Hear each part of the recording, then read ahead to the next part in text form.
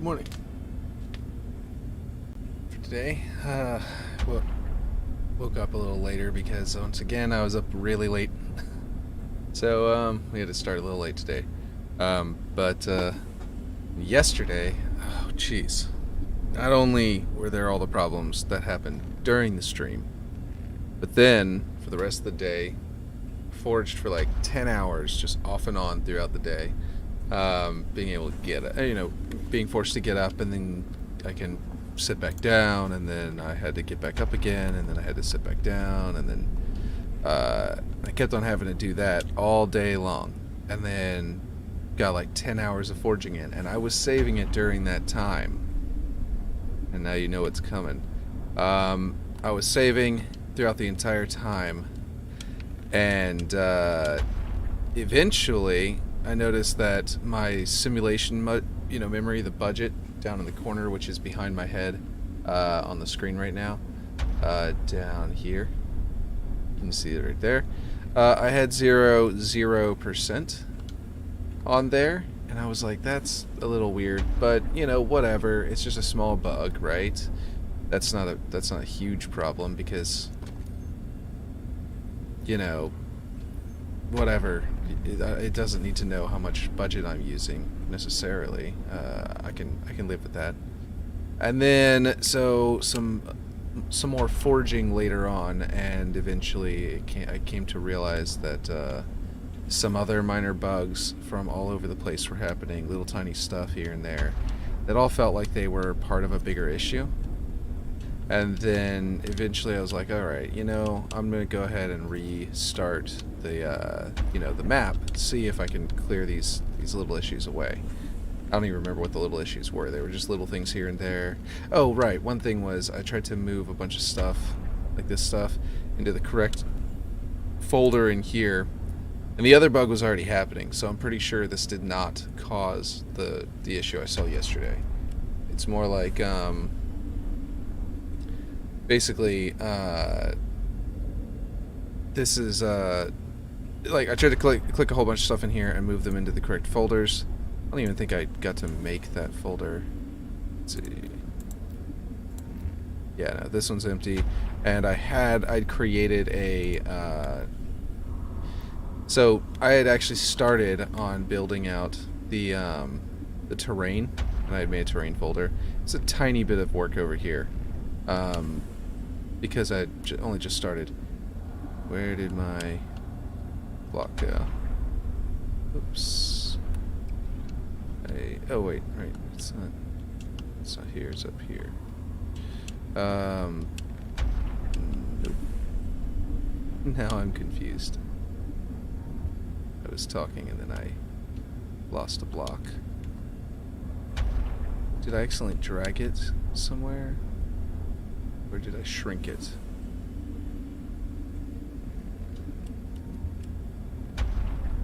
I think I shrunk it. Or something. There it is. Tiny little railing now. I guess I could have just undone the action. That would have saved a lot of time looking for it. Okay, so basically, yeah, so I had to, eventually I was like, okay, well, I'm gonna cut my losses and try and, back out. I had already saved it. I was like, cool, that's awesome. I guess I'll just back out and come back in and hopefully it'll work again. And I did, and by the time, and whenever I came back in, it had not saved a single time that I had pressed that save button all day. The whole day was completely lost. And I was like, that's just terrible. So a lot of the stuff I had already done, I did twice yesterday. This thing I did like 4 times yesterday. I don't remember exactly what all the bugs were, but it kept on breaking and not allowing me to not allowing me to finish it for various reasons. Need to add that in. Apparently I need to adjust how deep that thing goes. But yeah. So, I've rebuilt this room, like I said. This room was about twice.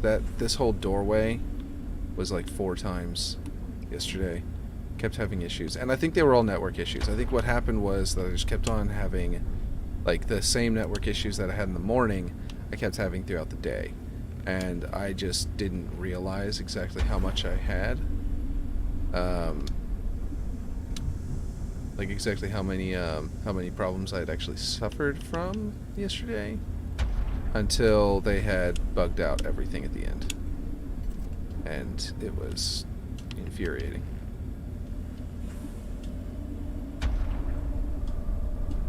But that's such is life with really powerful creator tools.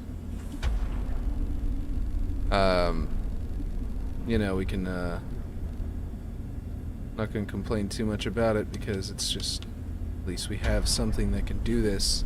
No other game has this, so we're gonna be able to do stuff with this that will just have to live with the pain of losing, you know, the pain of loss, the pain of losing all of our data from time to time.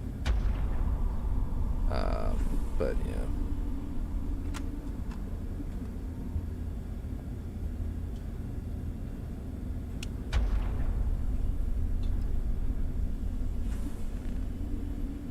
Let's see, I think this was supposed to be a 90-degree angle, and I removed it from being a 90-degree angle because I wasn't looking for the correct angle myself, so I couldn't tell how wide it was actually supposed to be. I was looking from another angle. So, it's coming along. It's kind of slower than I would like, because of all of that, all of those troubles yesterday. But, you know, yeah.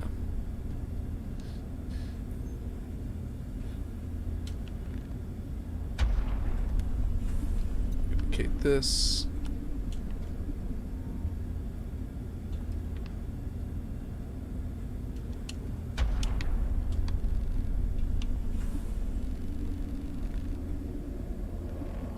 Like, no other game even has anything close to this forge, so there's no point in even worrying about it.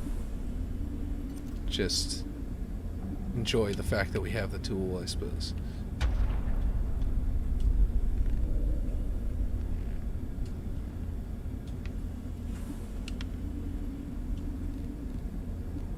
Let's see.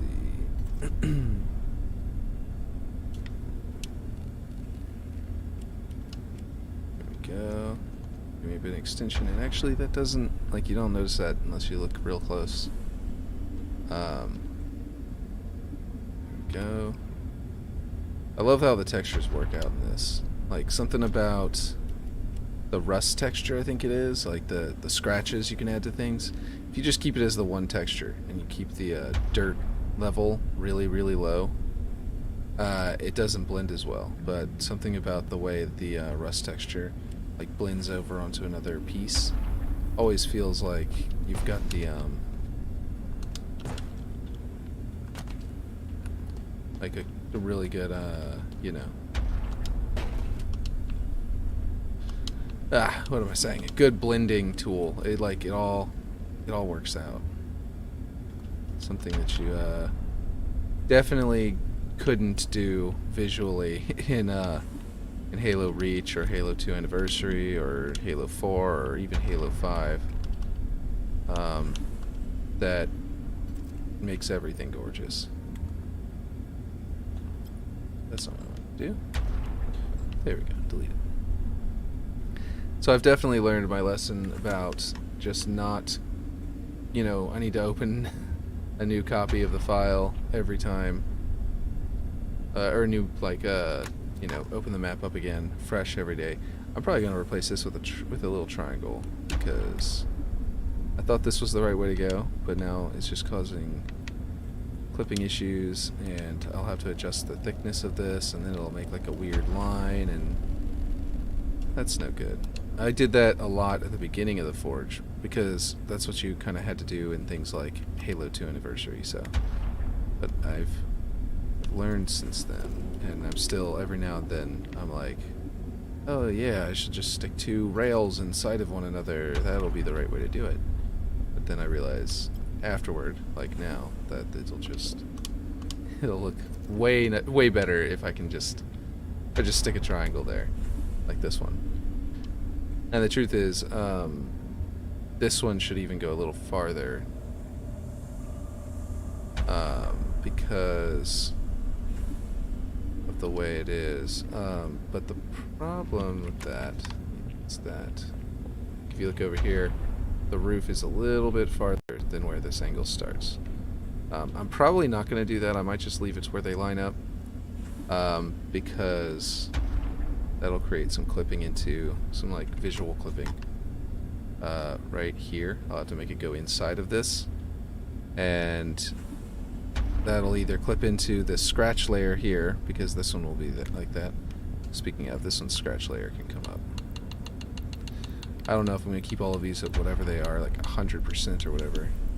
Wait, there it is, scratch. This one can probably go to 100% just because it's so small. I had to scale it down so much that it's, yeah, I could definitely keep that there. I'm going to go ahead and delete this, duplicate this. I think to advertise my efforts, I should be tweeting out, but if I tweet out every single day with the same, you know, about my stream, and I'm still working on the same thing, and I don't have anything like so far finished that I can really show it off.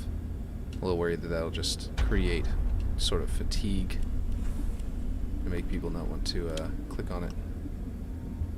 Okay, so this can come this way, or make people not want to follow me on Twitter anymore. And so that would not be ideal. Because then I wouldn't attract anyone's attention to the stream. Let's see.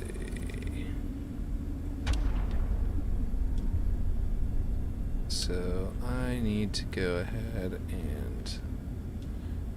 and I don't need to bring it down just yet. Well, actually, I guess I do. What I need to do is line it up there, but then make it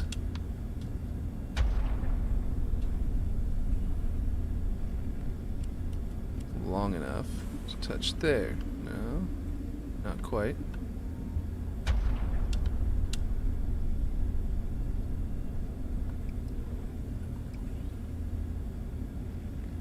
Okay, there we go.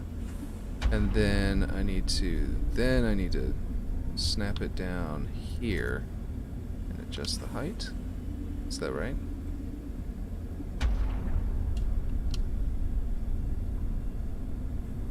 Yeah, I think that's right.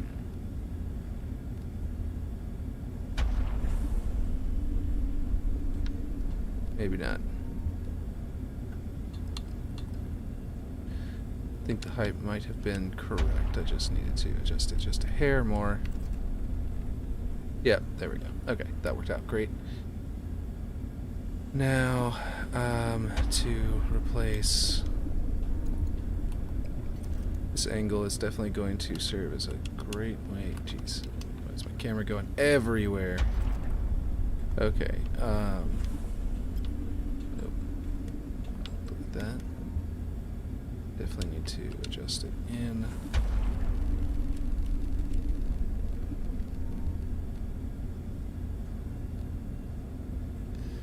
Let's see. Let's switch that to, if chat said top chat, just because I don't know what the difference is fully, except for that I know that whenever I'm on other people's streams and I leave it on top chat, I end up missing a lot of the conversation when there is some. Let's see. So duplicate that. Okay. And then duplicate that. I might still need to adjust the thickness of these side walls.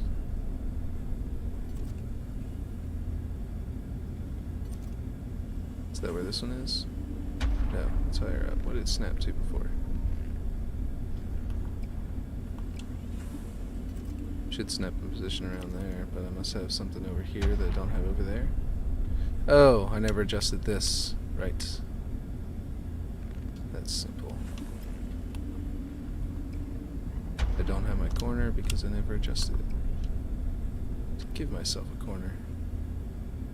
Just gonna snap that one.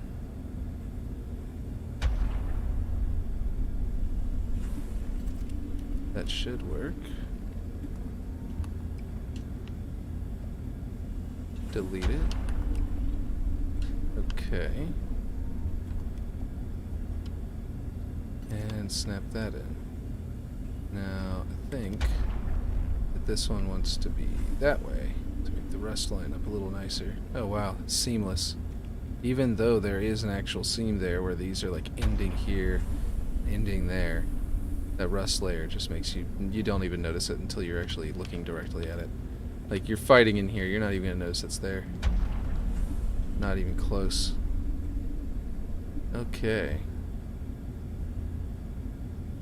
Now looking at... Oop, that's not Master Chief Collection. Looking at Master Chief Collection, we can actually gauge how much more we need to go with this. I would say...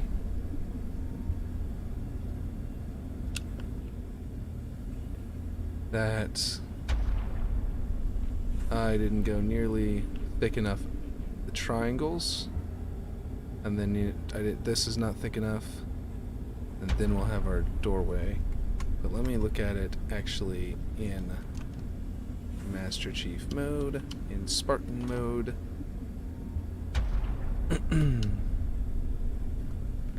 Let's see.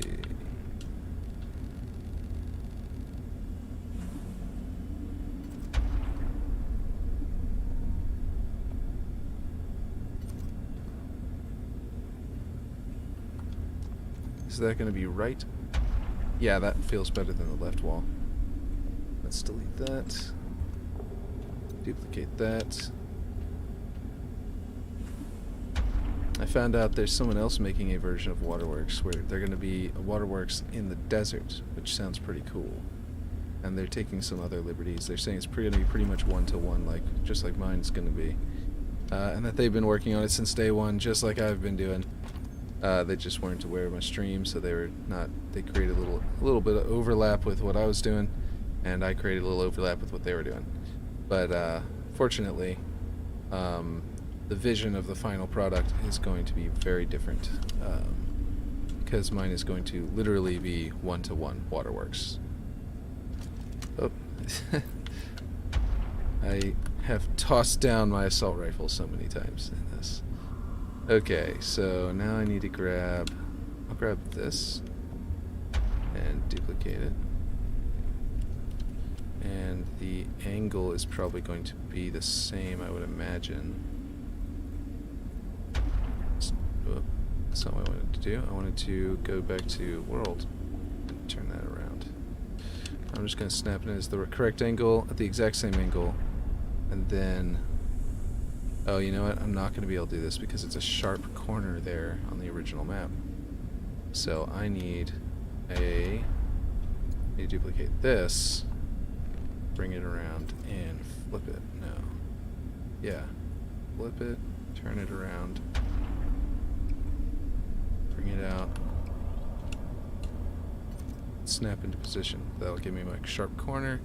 Now I just need to make it the correct slope, which means, actually that's where that other piece would have come in handy, because I can place it and then figure out the slope.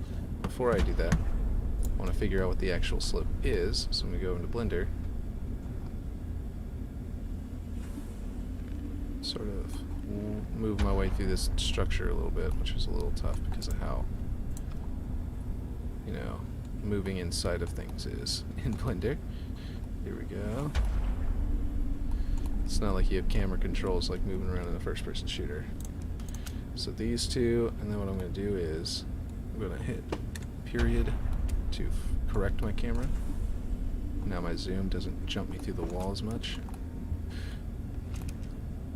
And I assume that this angle is the same as this angle.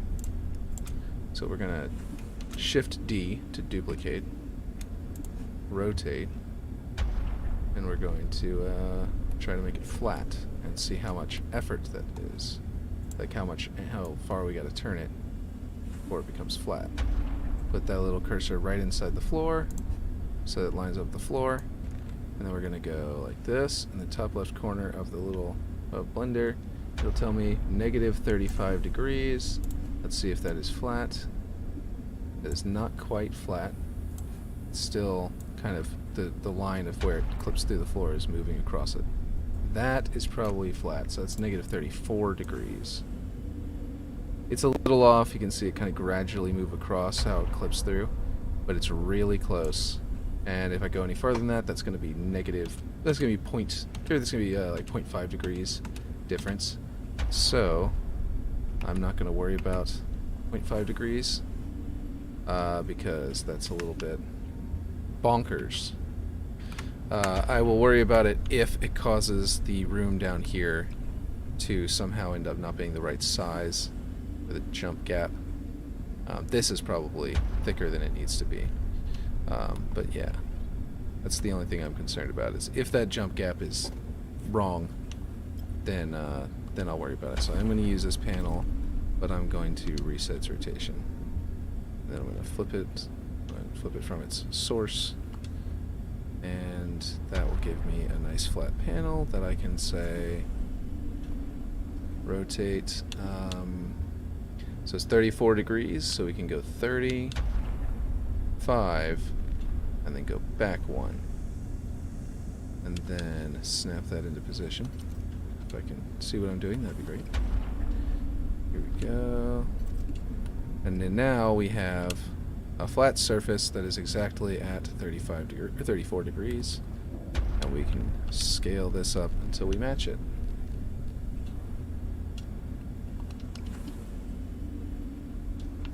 Just bring it right down here. One of the little bugs that happened yesterday before the big one where I lost all my progress due to the save problem is that whenever I would do this, and you make that little noise, you know, transitioning from fast to slow, it was reverse what it normally is. It would do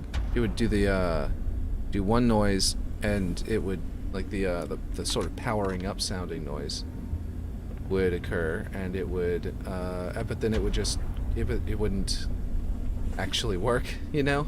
It wouldn't go in, it wouldn't speed up or slow down based on what I actually was pressing. Okay, so this bottom ramp ends early before the roof ends there, that little corner line there. So so yeah, let's actually go ahead and move, let's see. I'm going to grab this to start with instead of up there, so I don't have to level it. I would normally have just grabbed another ramp, but since I've got this right here, it makes more sense. Even though the ramps are the same piece, I still would have probably just grabbed a normal ramp under other circumstances. Let's see.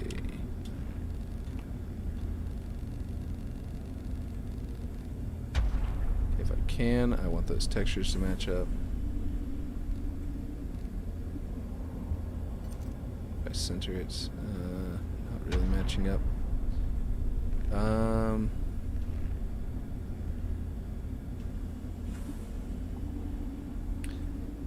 Is it not matching up because I turned it? Looks like they are this way. I don't know why I turned it. There we go. Now they match up nicely. I don't know what I was thinking. Okay, so now we need it to be rotated down to, oh wait, they match up nicely, but I need to scale it still. Okay, and then we need to rotate this thing. That's not what I want to. No.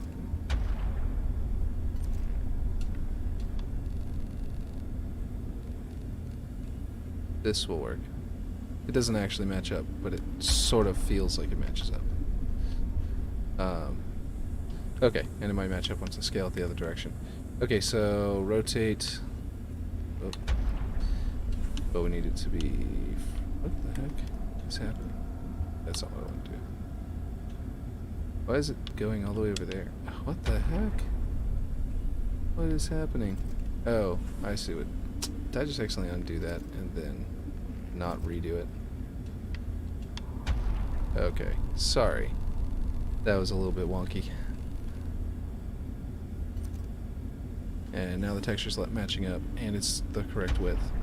Okay, and that can go back to the middle. Okay, so we're gonna rotate this. It's 35 degrees, or 34, but 35. Bring it back by 1, and match it up here. There we go. It might seem like overkill to be matching the, you know, the actual degrees exactly like that from over there, but the problem with it is that if I don't do that, the reason I do that is because if I don't, then it's going to throw everything else off around the entire thing. Like, I was not doing that at the beginning, and I had to completely rescale the entire structure. Like, I had to grab all these pieces and move them in by about that far, and then do the same thing over here because of the way that this room was too wide. The ramps were going too far down before they reached where they were supposed to reach, and it was crazy. Like, they reached a much more horizontal, you know, a much more vertical depth due to their horizontal depth failure, I suppose, from the beginning. And that was not gonna be conducive to a good map. Come on now. Let's actually go over here where we can see it. There we go. Alright.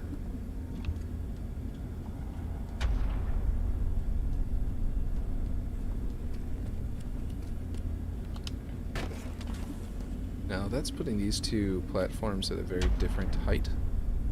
I have measured this one out more, but probably not enough. It's possible that I need to make this wall go farther, because I just measured it off the ceiling, but I didn't measure the ceiling off of this. Like, I didn't look here, and then look down, and then, like, you know, really study it. Just kind of hop in there. So, if I go here, go down, yeah, no, it's definitely nowhere near far enough. I was just going off these walls just now, so I need to make these walls farther, go farther and deeper into that slope. Let's see. That was more correct. I'm going to delete this one and duplicate this one. Reposition it. Snapping is just like, this really is almost like night and day between this and, you know, the quality level of the, I guess I get rid of this now. So it's not throwing off what I'm seeing. Like, between this and, like, Reach, like, it really is just, like, just think about this versus Halo 3. Halo 3's Forge. It's just not even close. This feels almost like Unity by comparison to that. I mean, its controls are nothing like Unity, but let's see. I never actually got into building anything in Roblox, but I think that this is rivals Roblox in its freedom, as far as I'm aware. And but then it also beats it in visuals by so much. Okay, now this is going to need to be brought up into the ceiling, like all the way up here, and then brought over to here, And then I can, actually that's a good point. If I could use that. It's a great place to measure off of. Is the depth of this. Come up here and just look at how deep it goes. Okay. So it goes very much so deeper. In fact, oh, you know what it does? You know what it does? I think this lines up with the floor here. Does this floor line up with that ceiling? It sure does. Okay. That's a perfect, you know, test, a perfect place to measure from. If this lines up with that, then, jeez. It doesn't yet. Doesn't quite. So it definitely needs to go deeper again. But, let's stand here, do the same thing. Still doesn't. So it needs to go a little bit deeper. Just a little deeper. Here we go.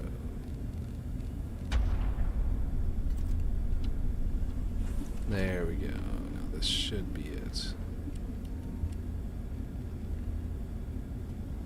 Too far, too far.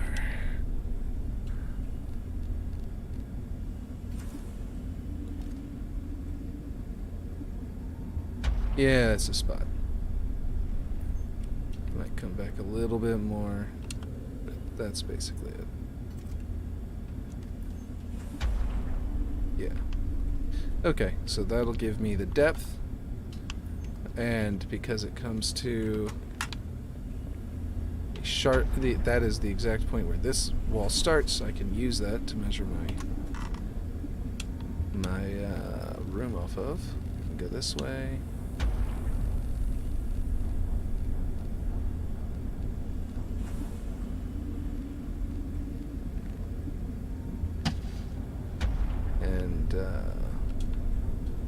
This way.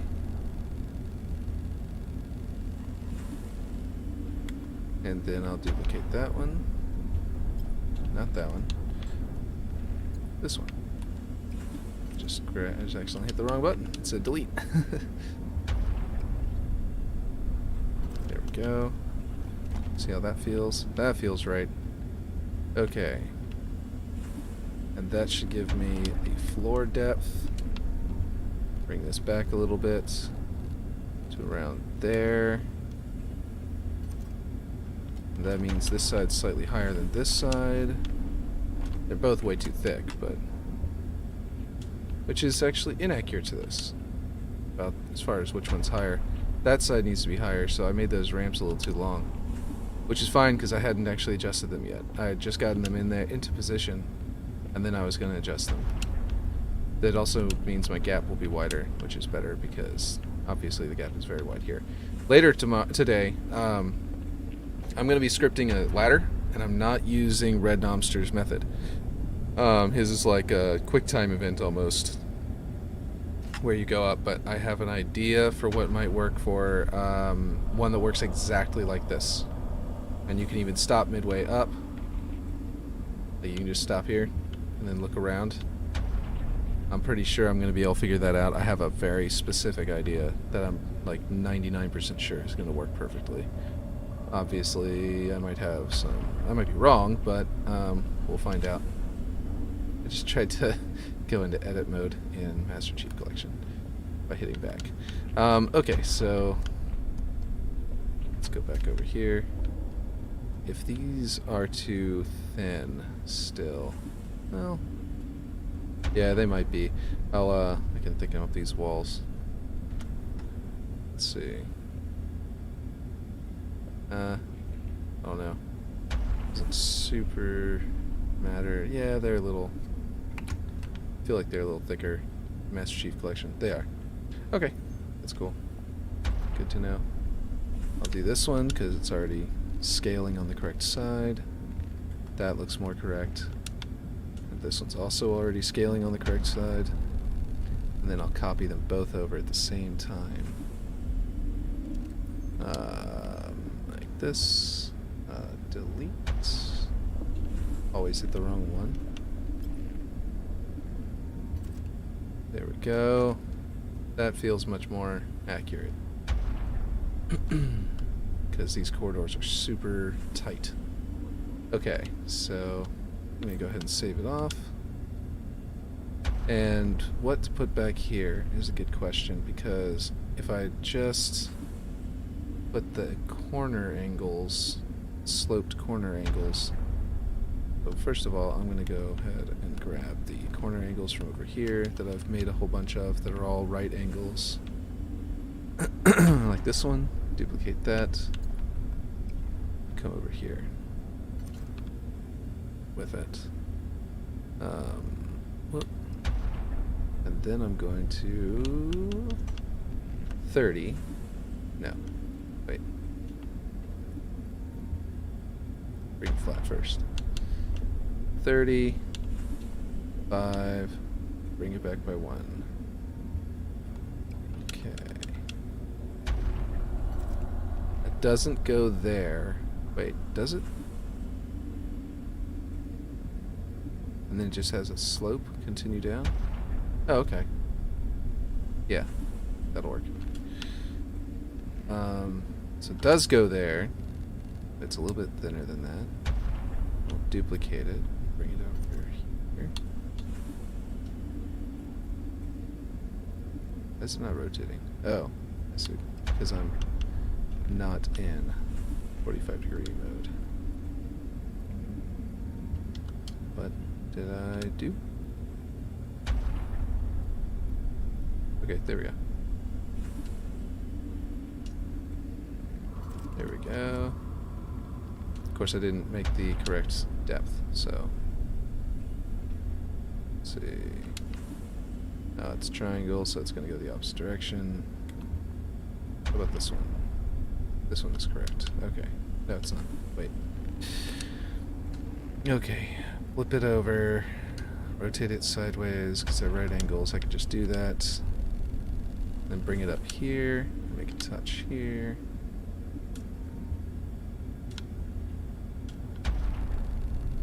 There we go.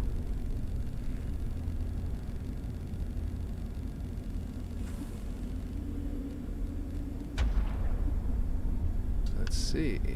Is that good? Looks good.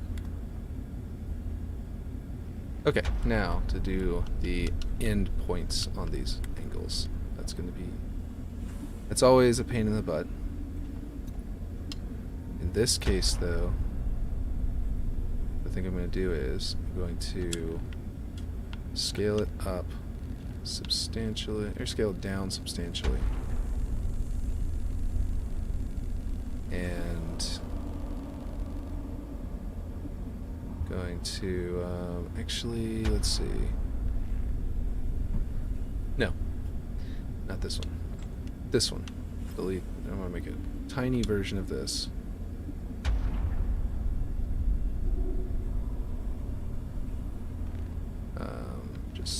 Just scale the whole thing down. Actually, what's that there? Continue to scale the whole thing down. Oof.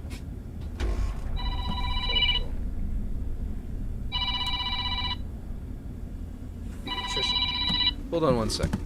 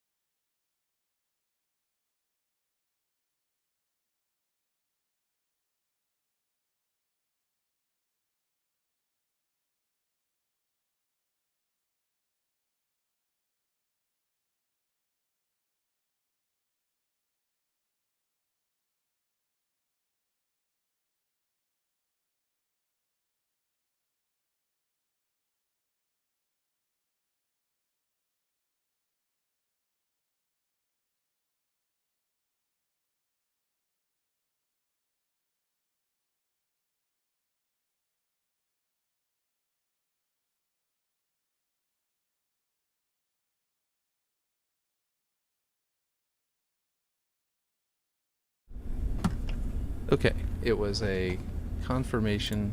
It was a call to confirm that I was going to bring my child in to the pediatrician on their appointment. So yeah, that's all it was. Okay, here we go.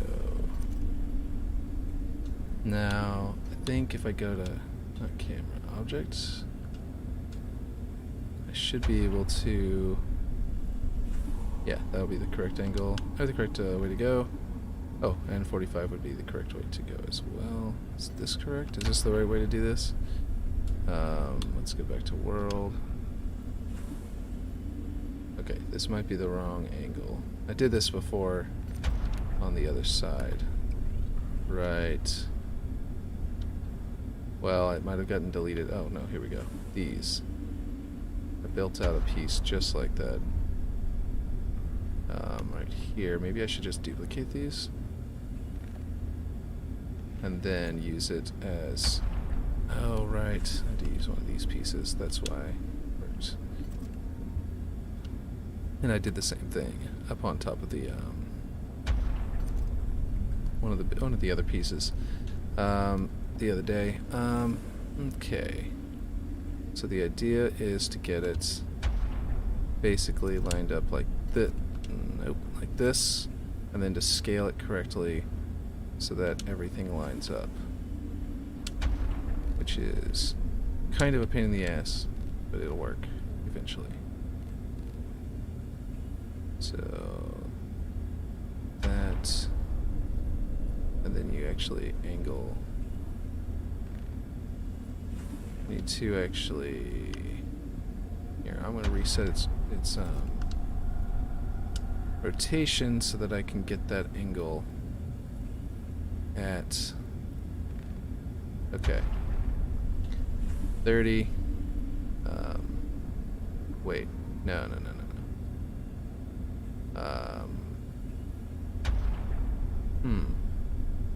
how to get that angle. This slope at that angle is going to be challenging, but it will not be impossible.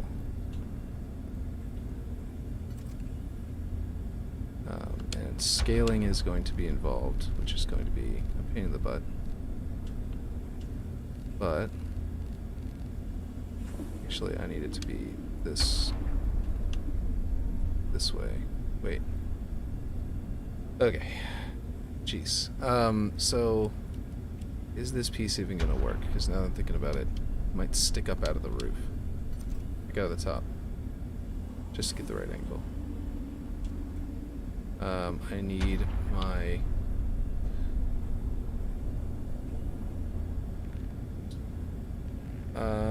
okay, so I think I need to come in at this angle. I need to reset it again, and I need to rotate it that way. And I think that if I...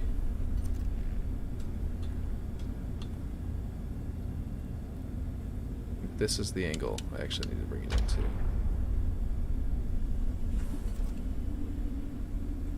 No, that's not going to work either.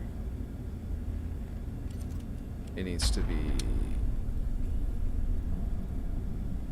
that angle? Yes. Yes, this is the correct angle. Okay.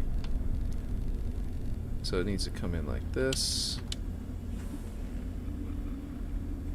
I swear I'm going to be a master of this by the time I'm done. This is insane amounts of effort to get these things to work. And then I need to... gonna need to, I think, rotate it until it touches at the bottom.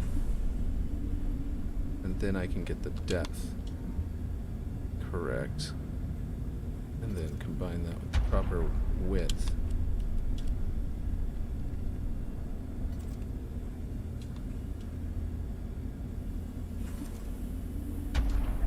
Like this.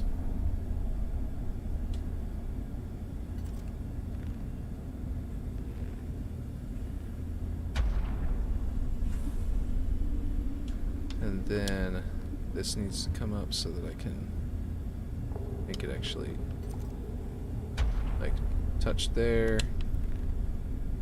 It definitely needs to rotate.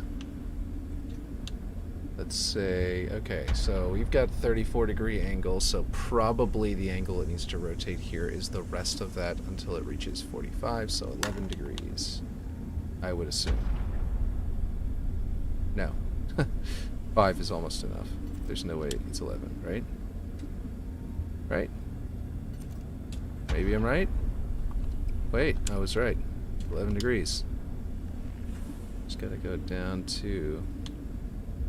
Oops. One more. And it is touching now. Okay, cool. That was cool. A little bit of math. Math understanding, I suppose. Wasn't like I was having to pull out a piece of paper.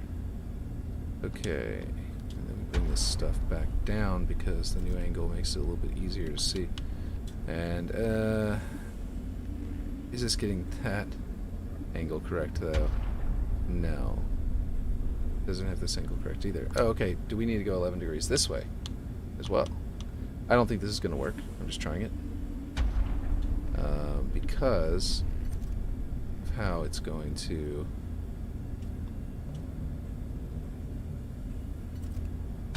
poke out.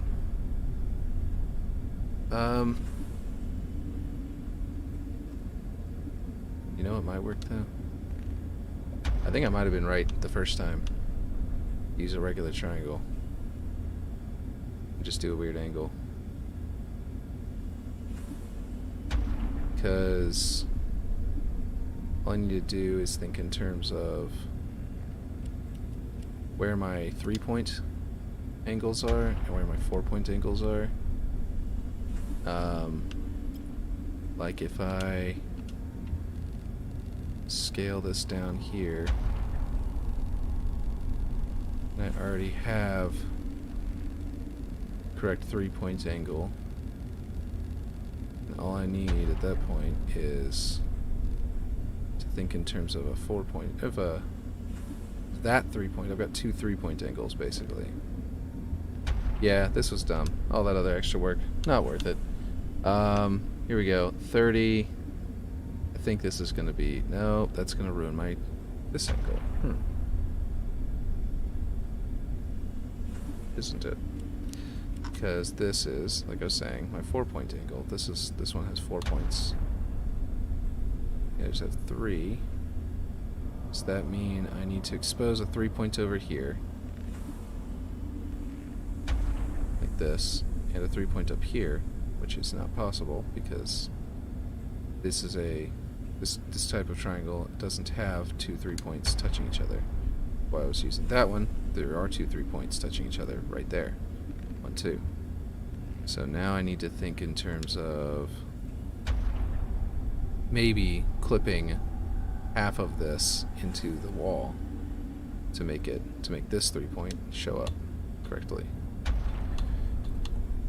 Object, and then of course the rotations don't really match up with these side angles because they're not made for this, but I'm going to use them for this anyway, and see how that works out.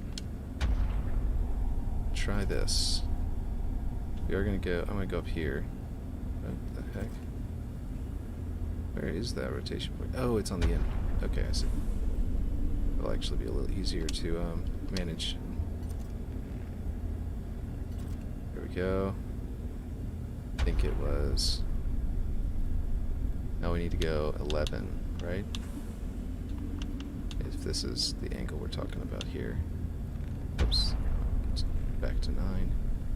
Okay, so then we need to go 11 this way as well.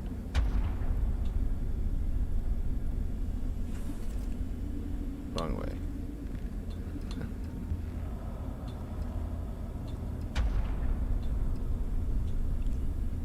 Okay. Finding the correct angles to rotate these sometimes. Okay, duh. This way. and then line that up, and then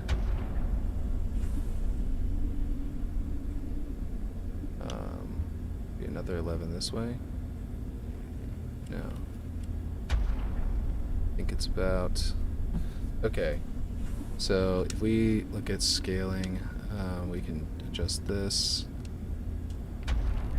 That's not what I wanted to do. We can adjust this. Oh, it's way too high, but adjustment scale. Okay, so this goes in there. Okay.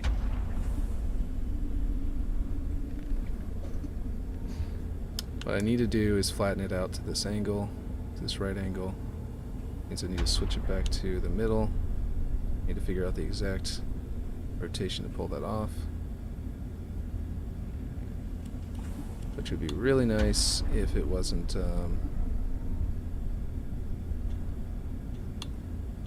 you know, if I could eyeball it off camera angle, that would be really nice, but that's not that's not gonna work. Yeah, so we can do this one more time. Snap that in there. Let's see where we are. We can rotate it that way. And rotate it that way one more time. And there we go. Almost flat. Almost. We're getting there. It's just a matter of finding the right angles. Oh, that's it. Looks like we are there. Okay, so will this work with the top? And nope, I don't think it will. That's like yeah.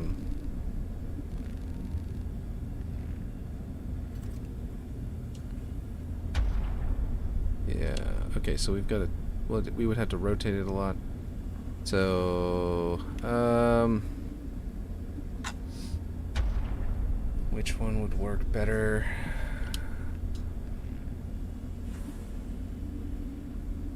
Don't know which one would work better. I'm just wrestling with triangles. That's what I should just name my stream, just wrestling with triangles. Because every now and then that has come up.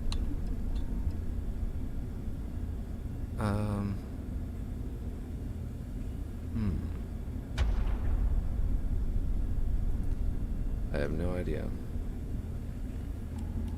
All I can think to do is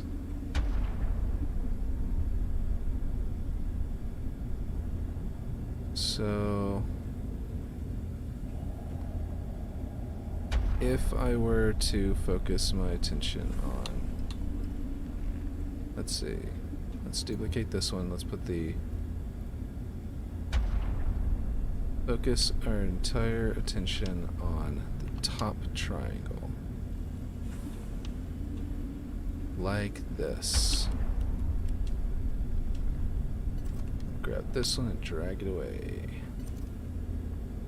If I focus entirely on this top one, it's not at 45 degrees, it is at 30. Wait, no. I don't know what this one is. Oh, this one's at the same as the side rail, so this one is at 15, 5, and then back it up by 119 degrees. And so then we've got that. And then we just... I'm just going to have it shift angle a little bit here, because I'm sure there is some weird way of doing this that I can't seem to think of right now. But it's just going to waste a lot of time to try and figure it out and make it perfect. As much as I would love for it to be perfect.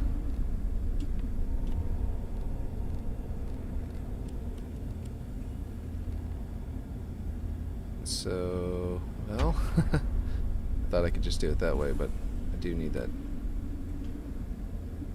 I was doing it wrong. So, jeez. So I do need it to line up with this angle and not that one.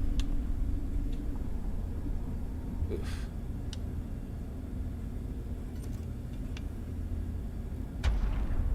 I feel like this is wasting time, where I could be building other things. Okay, we were at 45 degrees. We can bring it back. 5 and 1. So it lines up. Or just, you know.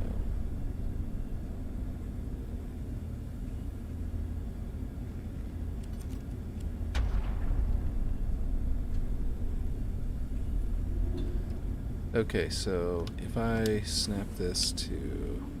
Yeah, no, this is not gonna line up no matter what I try.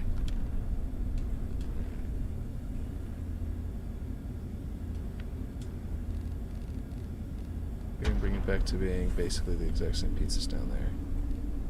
And then I could theoretically attempt to rotate it to that angle.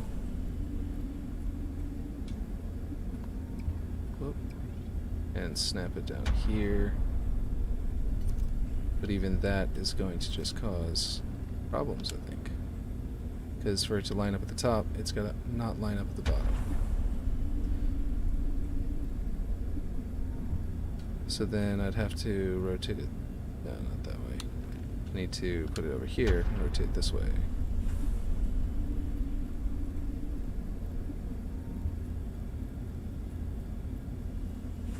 And then that's gonna make it all wrong. Okay, yeah, no, I'm just gonna, you know, I might just leave that how it is. I don't know. I feel like I figured it out somewhere else. Like, specifically, this thing's gonna clip into the cliff, so it's okay. But this specific location is very similar demand that I finally figured out after a long time. Obviously, this is too tall. And it took forever to figure this one's actual location out. Like actual proper angle out. But I did that off stream, and I can't seem to figure this one out right now. So I think I'm going to leave them like that for now, and like I said, figure it out later.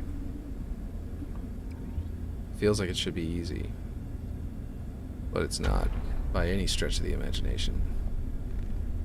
And I probably was really close a few times and just completely messed it up as I was going.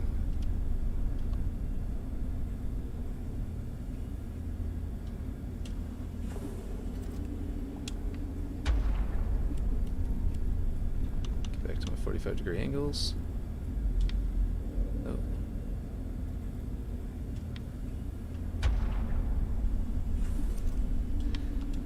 This should come down like that, and that will cap off inside there.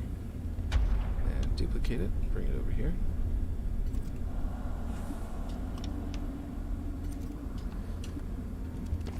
Like, those don't look terrible, but they definitely look like just triangles that are slapped on there for me, but that's only because I built it. I'm sure most people will just not even notice that that's like that. But it's a little disappointing I couldn't figure that out, but we'll do more on that. I'll do more on that off stream whenever, you know, I'm not boring people to death. Okay. Down here will be a lot easier, but again, I'll do it off stream because I can clip that big block into the ceiling. So finding the right angle here is going to be like nothing. Really simple. But let's see. I think I need to get rid of those, and I think I already did. I thought I already did. Let's see. I've got pink, right? Where is that?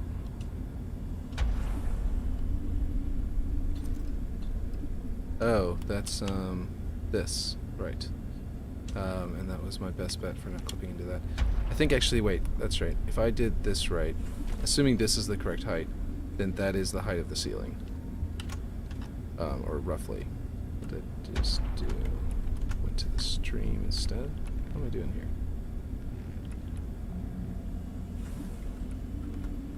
There we go. Quick swap. Let's go into the wrong thing. There's a raised area in the middle so you can jump across. And those might get in the way of that, and if they do, then I'll adjust them. But other than that, it should be fine. This is the funny part, is that that angle continues on down here. So I really do have to figure out what goes in the middle of that, because otherwise it's just going to be, you know, more of the same, like a big old gap in the middle of that, down low. Ooh. So figuring out these triangles is a lot more important down here than it is up there. Get rid of that. And 1, 2, 3, 4. There we go. Like that. This little corner is going to be here forever until I can figure out what angle to slap it on there. But that, like I said, that's going to be a lot easier. I've just got to do it. I'm sure it's boring to watch on stream, so that's why I'm going to do it off. Okay, so this area goes out above the platform pretty far. I do need to put a light in there. For now, I'm just going to put the ceiling, and then I'll put the light in there after. And I need a block. Duplicate that. Switch it this way. Okay.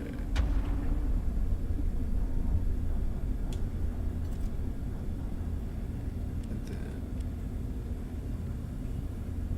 how wide do we need it? Oh, it's going to go out the entire length of the room, it looks like. Got it from across the way. Very dark in here. Let's go to Blender. Blender will give us a little bit of better lighting. Okay, so in fact, let's go straight to this. Cavity, we'll see a really good angle. Yeah, so it goes all the way across, and then there are these side walls that sort of tighten it up. And then another side wall there, so that should be pretty simple. Are my angles not right? Because they're not...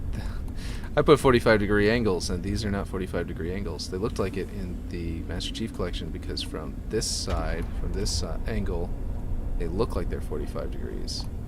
But from up here, you realize they're very much so not. So I'm going to do that an easy way. I'm going to fix that an easy way by selecting one and scaling it like you would. That's fine. That's actually perfect. And then going into here and copying its value there. Copy. Click over here. Oop. R. And I think it's going to be this one now. Could be wrong. Yep. And then down here, R. Same thing. There we go. And those are all fixed. Oof. Copy and paste. Doing this on PC is a game changer. Okay. So this is way too deep. So I'm going to turn this around, scale it in. There we go.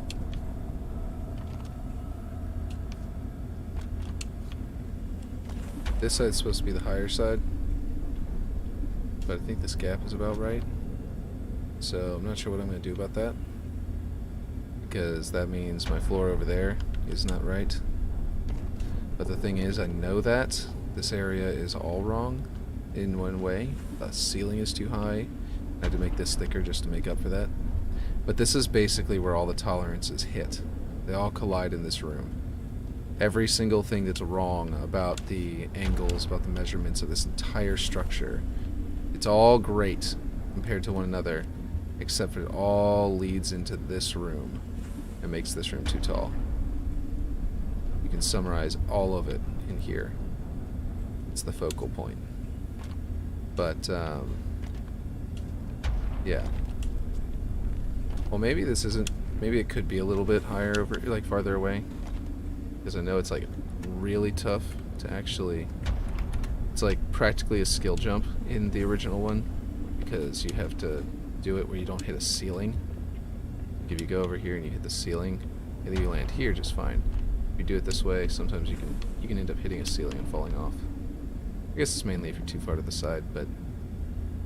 There's a lot of this room that... Or maybe I'm just too used to it. I did it a few times when I first started building, like coming down here into this room. That's what it is. You hit the ceiling when you jump. On the side you jump on. Which I will probably, I'm going to make this 1-to-1, but I'm totally removing that in my version. I don't feel it, like my updated version, I don't feel that that's a necessary element of this room, and it's just infuriating.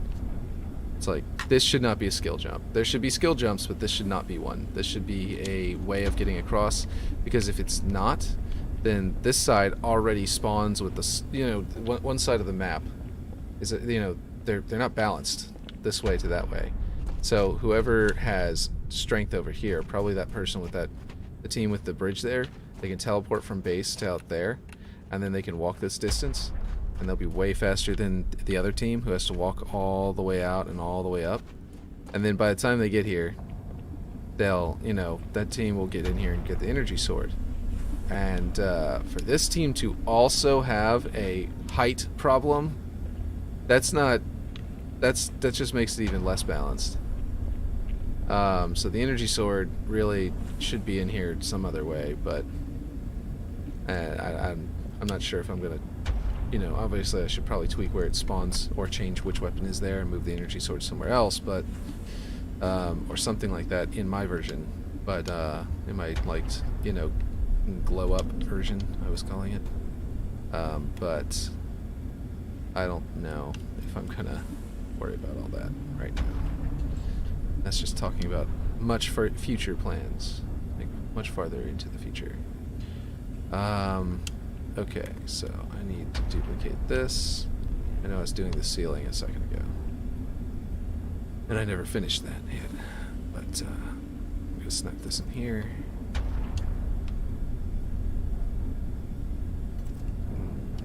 Come on now. Snap to the right spot, please. What is it attaching to? This is one of those things that I've been wrestling with the whole time, is snapping. Like, how do you get it to actually go where you want it to go? Consistently. It's like sometimes it works great, perfectly flawless, and sometimes it just refuses to work properly. Just staunchly refuses. This is right, but then the depth is wrong.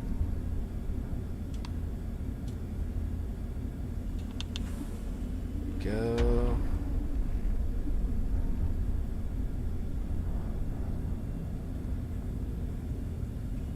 I see people coming and going, so I gotta say welcome to you guys.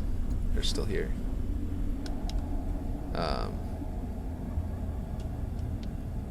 It's really chill in chat.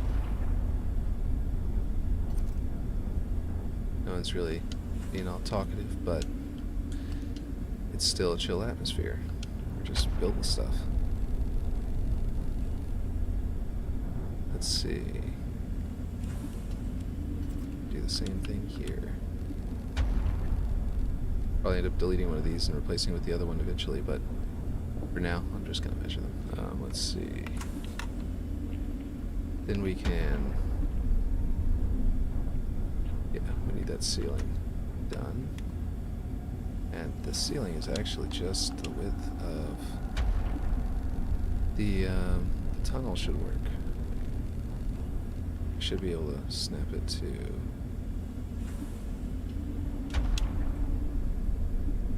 Okay, well, okay, yeah, the middle of the tunnel. That'll work. There we go. And then I should be able to duplicate this. And snap it there. And then I will make it shorter. I should have gotten my depth right while I was at it before I duplicated it, but whatever. Here we go.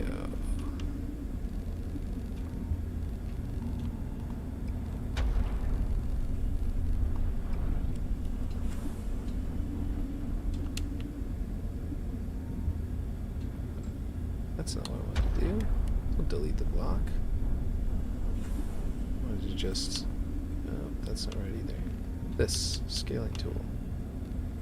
I wanted to bring this in a little tiny bit more. Based on world units. Okay. And then I'll copy this.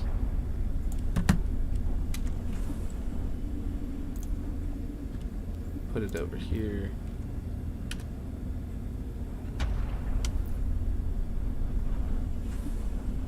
And then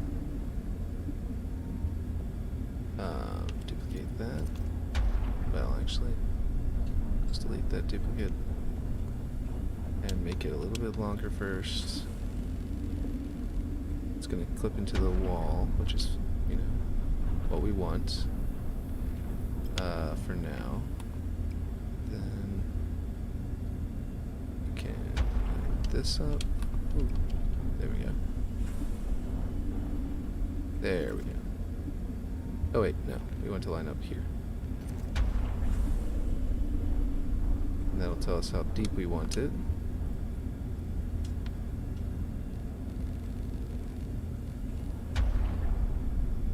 And this is probably not the right way to do it because I just realized we need the height to be correct because we do see the front face of this wall in the actual, you know, room. So let's bring this up here. That should get us roughly what we're looking for. Well, actually, nope, that's not, I made it too big.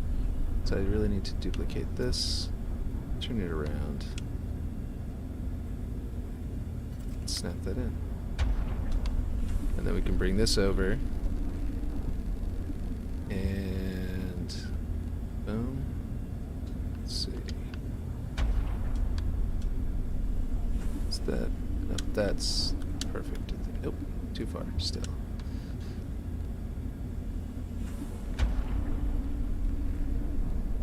Guess it was right the first time. There we go. And then this one, snap over here. And actually, let's delete that. Oh, that's duplicate. And we'll bring this over here. And oh, what's going on there? Snap that in.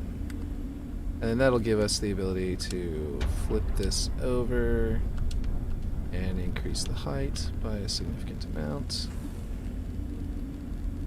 until it basically touches the ceiling. And we're going to put another, there's another lower ceiling that's actually going to go in here. But as long as these are touching this ceiling, even if I change those angles that I was talking about earlier that might be in the way, that one, even if I have to get rid of that, these will already be ready for that situation.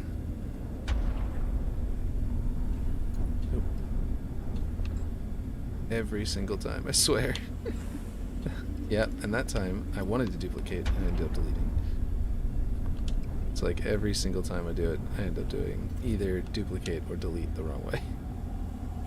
So obviously these need scratches if they're going to blend in with their environment they're in. Let's see what they're at. 80. Already at 80. And I didn't see any scratches on the ones out here.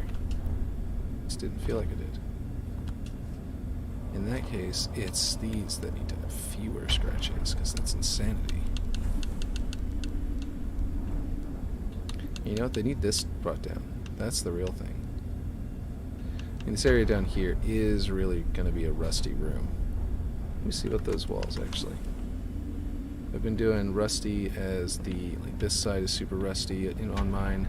And everything's rusty in the original one. But this is really rusty on mine, and I put rust up top.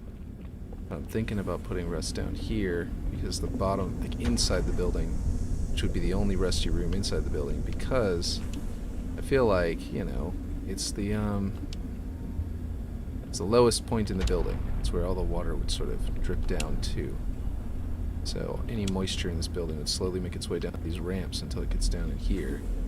Makes this room rusty after, you know, 100,000 years of age. Which, if I do that, I'll change that texture later, but for now, I'll just leave it as heavily damaged and increase the damage on these. So that's the real thing that I need to increase to make them not stand out so much. And if anything, the scratches need to come back down so they don't create those dividing lines. Because if you want your structure to look like one piece, I mean, like, look at that. The seam's almost non-existent. There's a gap in the you know, scratch layer, in the second texture layer, the metal, or the what do you call it? The grime layer. That's the word. But other than that, it's great. So actually, I think I do want to bring these scratch amounts down, and that blends in perfectly. But then I do want some, so I'll bring it up to 3, because I want it to at least look like someone's coming down this ramp a lot and slamming into it, because Spartans are fighting in this tunnel, and that's, you know, Spartans break things, so that's what they do professionally. But yeah, here we go. Let's see. Yeah, so that looks really nice. We need some lights down here. I need to install lights so I can see a little better. No, you know what? I don't need lights in my map. I need lights in Master Chief Collection. I need Bungie to go back and add some more lights to this room so I can see better while I forge them. You know. Not 343. They can do it if they want to. But this is Bungie. Bungie's mistake, you know. I need more lights from them, you know. Just kidding. Okay, so let's see. Bring this down substantially. It's gonna have those ladders. We're gonna code those ladders.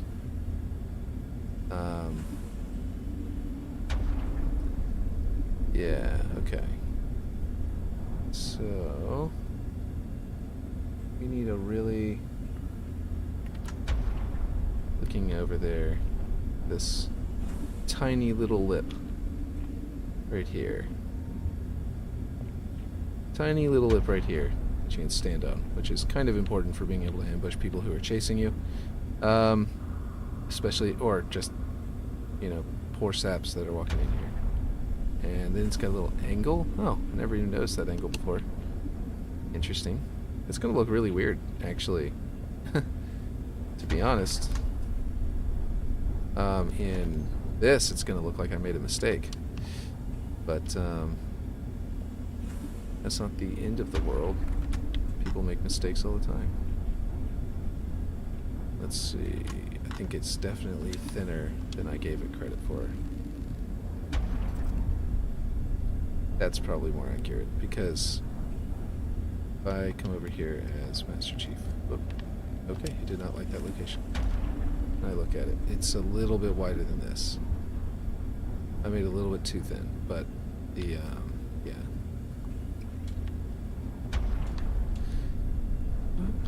Bring this out. There we go. What's this like? That looks more accurate. Actually, I might have overdone it. Back out. Okay. Looks like I just need somewhere in between those 2 points. Okay. Alright, now. This is nowhere near my projected base, but that was all based on those rocks and measuring with rocks is not... It's not going to get you a proper measurement. And that's how I had to start off with, so... I used those rocks to get the whole building started. And that's probably where all of my discrepancies that I had to fix came from. And where all of the very slight remaining discrepancies came from. But I don't know that that's... discrepancies are actually avoidable, in truth.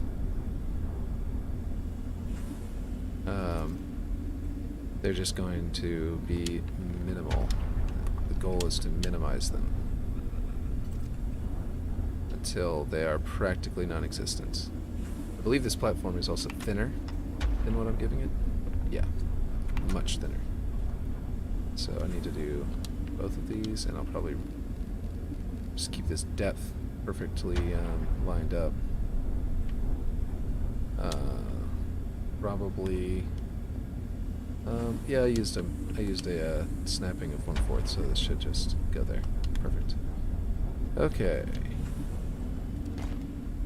This is probably too thin, because I made it the right thickness and then put it a little bit under the wall. Let's see. That's probably too much, because I do need a ladder in there. Oops. Okay. Yeah, that might still be too much. Maybe it was right before. I don't know. There we go. This should be right. And I'll adjust that whenever I put in the ladder. Which... I don't know. Is it time for the ladder? Is it time to program the ladder? That's gonna be... That might take up the whole rest of the stream trying to make that work. Just because I have an idea. It's like 99% fleshed out. That's not like red lobsters, like I keep saying. But it's going to be interesting. I'm going to build it up here. So I have a little platform to walk around it and not fall to my death. Okay. So one thing I want to do is in accents. Is it UNSC or city? City props. These are actual... handcart, mop, metal pallet, shells. No. Okay, let's see. It might be in UNSC. Probably not railings, right? If anyone in chat knows where the ladder is, let me know. I'll go grab it. Easily make one out of railings, but that would be silly since there's literally a ladder. I think it's in UNSC. Angled fence is really cool. Ooh, Jurassic Park Island would be really cool. What if someone made a dinosaur and then scripted it to walk and to kill people? It looks so janky. It'd be great. Let's see. I don't know if it's called something ladder or ladder something, but yeah, well, it's not in ladder. It's not under L.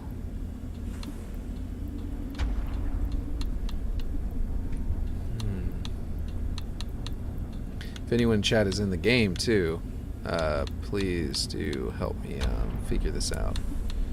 I can, if you could look in there with me, that would be great. But if you don't have the time, don't worry about it. Let's see. I do not... Did I pass it up?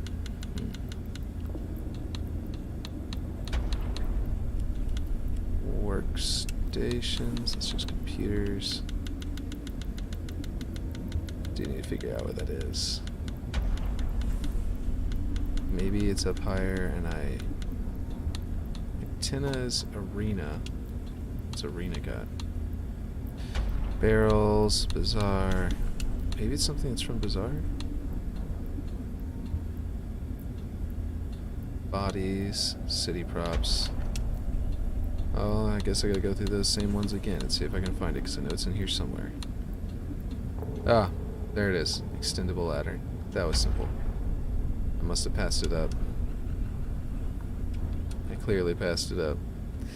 So the ladders, oh, I can just hit, I never use this tool, but where is, there's a snap to ground tool. Where is that? Is it in move? There it is, X, yeah. So that's cool. Okay, so I'm not going to scale it vertically.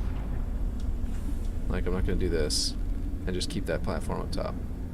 That's an easy way to do it, and then using that platform, you know, in a structure would be great. I'm going to flatten it though. And I'm going to use it as a sort of just texture. I'm going to put it inside of a situation like, and in the end, because I'm building, you know, oops, that's not what I wanted. It wasn't the right one. I'm building this, and this has flat rungs, and I'm trying to make it work in an old Halo 2 multiplayer one. You can visually redesign this however you want once I'm done. After I'm done with the prefab. And I'm going to release this. Then this is the right height for exactly what I want to do with it, which is pretty cool. But what I'm going to do, I need some side panels. Let's see. Let's grab, I guess, something. I guess I'll grab this one. Even though it's huge, I'm going to scale it down a lot.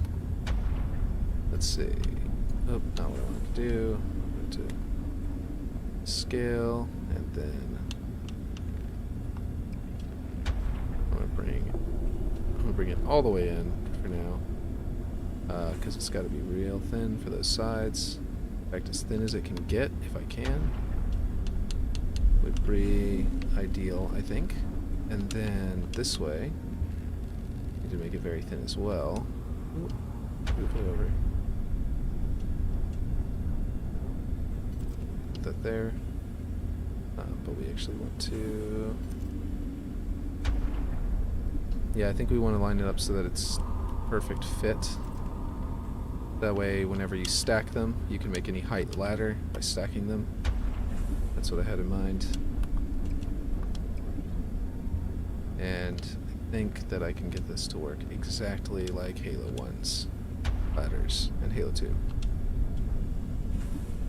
There we go.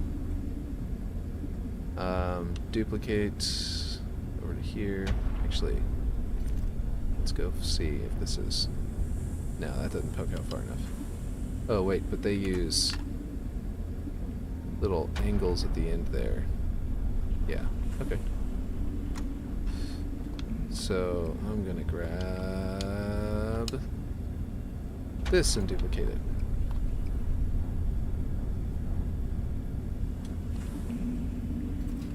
There, perfect size. Yes, perfect size. Okay. Let's go this way and scale it in farther if it'll let me. Can I get it as thin as this rail that I've already made? Or do I need to just build one out?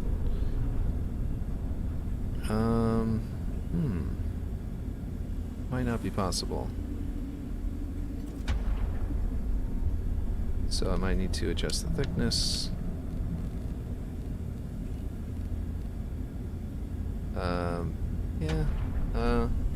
Let's look at this rail from above.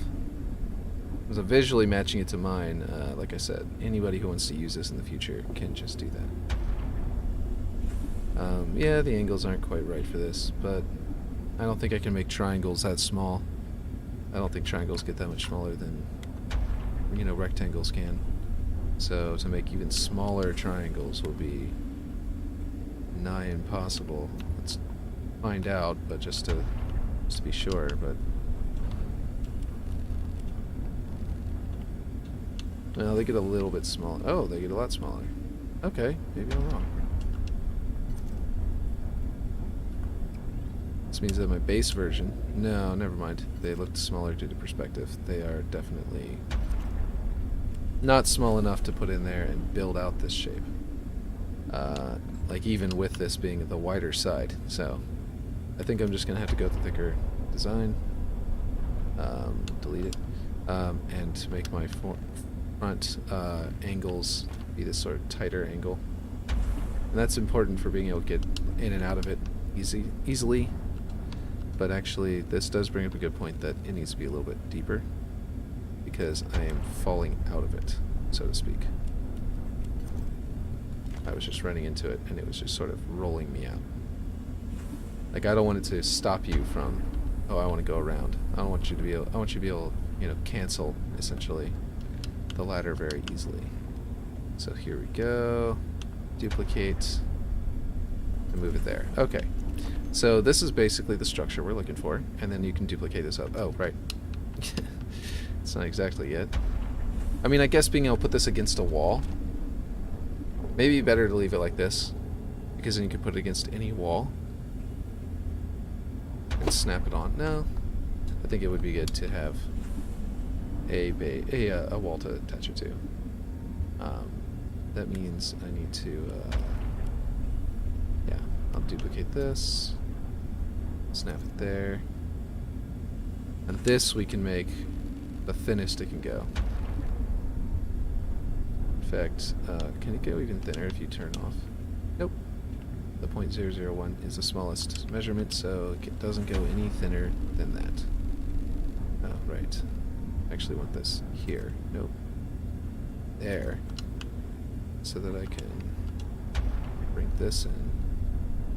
And then I can make these poke out so that they're visibly consistent across the side of the shape. Now I do want scratches on this because Spartans will be bumping into this all the time. Actually, I'm going to copy this across to the other side. Or copy that one. Yeah. Nope. Every single time. That's going to happen from now until Halo 7. I bet. Okay, cool. So this feels about right. Because I had to make the sides thicker. This you can move left and right in, but that's not really enough to like strafe to avoid damage anyway. It's a little bit more convenient to being able to aim where you're going, I suppose. Whereas mine is so thin that you literally can't move left and right without going out. So maybe I should adjust mine a little taller, or a little wider. But for now, because I had to make these sidewalls so much thicker, I think it might be for the best to leave it this way. Well, no, let's do it. Let's do it. Let's move everything out. Let's see. Oh. So we did this. Whoop. And then did this. And then that. And that will give us our location. And then we can scale this. Let's see how much we can move left and right now. Not much, but I have an idea. Oh, okay. I didn't scale this correctly. Apparently I snapped it to a different part of this thing whenever I snapped it in.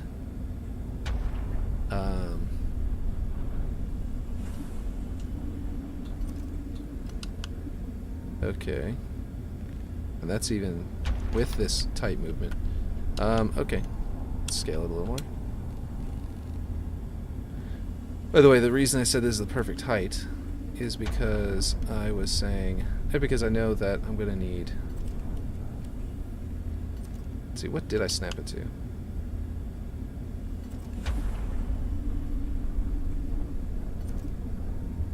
Oh, I think I had snapped it whenever my side panels were thinner. Okay. Well, we are going to, not that button, sorry. This one. Magnets, turn it off. Move it over. I'll just eyeball the center of it because, like I said, you may not want this to be your visual at all anyway. Okay, now, we're about to get to the script brain in a moment, but to do one more final thing, I'm going to change Oh, I'm in the wrong. I was like, where are my textures? Okay, I'm going to change this to... I don't even know. I guess it would be a Forerunner type of color, but I don't know which one it would actually be.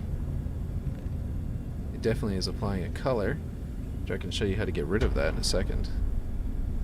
That one doesn't look bad. It's not like mirroring the texture correctly across it.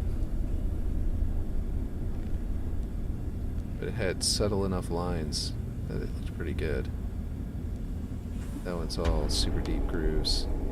As long as it, you know, looks pretty good. Oh. Forerunner panel. Ah, that one looks pretty good.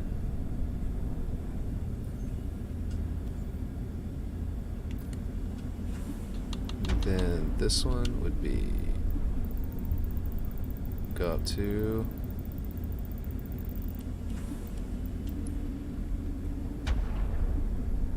That's actually closer to the color I wanted. Okay, so if you select a color, it doesn't have, you know, you can change the color, sure, but then if you go back in, the color intensity shows up. And you can bring that down, you can go all the way to 0 if you want. And if you do, then you go back in, you can change the color again, and now it's not all shifted, golden. You can change it to whatever color you want.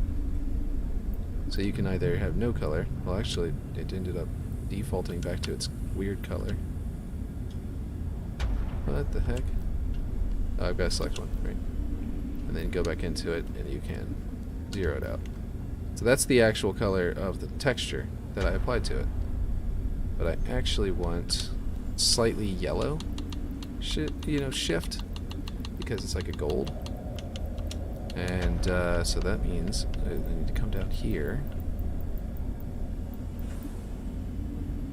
like it's like a really pale yellow, and I'll select gold, and then I'll go out and come back in, and I'll bring this down to just a really subtle 30, and I'll do the same thing down here.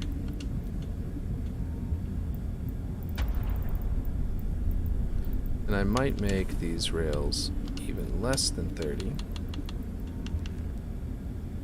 to give it some distinction. Since on here, they're visually different pieces. Yeah, there we go. That looks great. Let's save it. Okay, so here the real scripting stuff comes into play, starting with the objects that are involved. Okay, so we need blockers. We need player blockers, just players. We don't want to stop vehicles. We just want player blockers. And we need...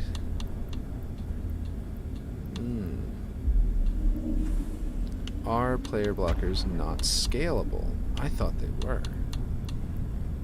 And if they aren't, then all of my plans are going to require a weird blocker size.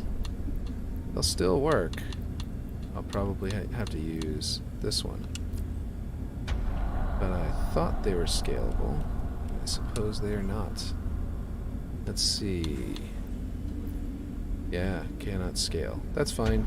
I'll place it right in the middle of the ladder. I mean, it's going to be moved by my code, but...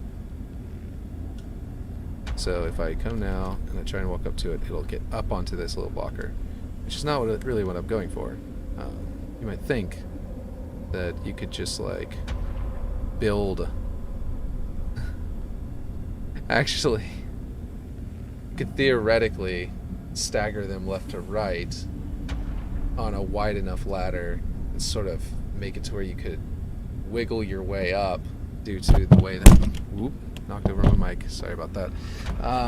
You can sort of make it to where you can wiggle your way up, and that would kind of work without even having to script it, I would think. Let me try that just to see how that works, because let's see. Snapping not turned on. Let's see. Like if I did this, I have now created stairs, you know? And I went up on top of them. But if I, let's see. If I move this over here, would it work to, I mean, you could only go up so high because this is not what my plan was. This is something completely different. But you'd have to like stagger them back as well so that you could come up on top of one and then go to the next one.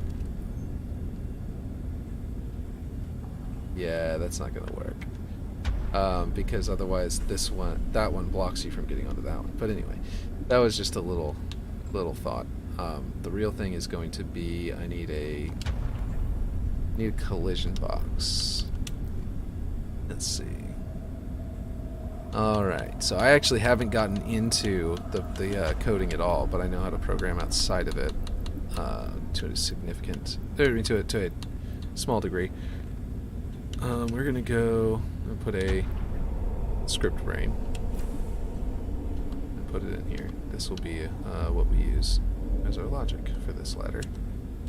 And I'll put it behind the ladder whenever I'm, done with it. Let's see. Scriptable switch. No, we don't need switches. Teleporters, vehicles, volumes. Let's see. Kill ball, kill ball. Kill volume, named location volume. That's a really cool feature and I can't wait to use it. Safe volume, soft kill, soft kill. Volume that provides a safe zone within a kill volume. No, where are the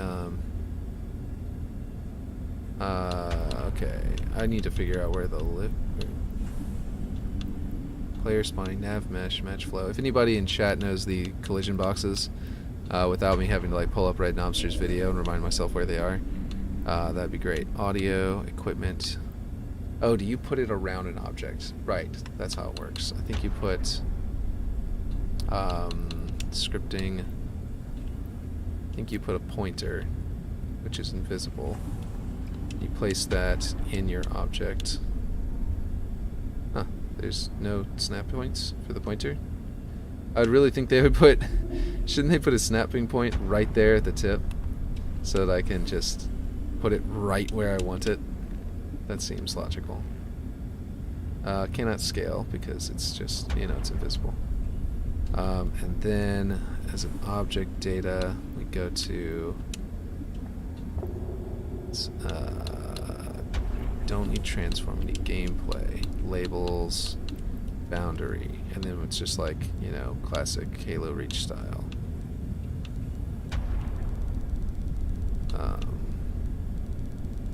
Where is the boundary? Why can't I see it? Ah, because it is sideways. Okay.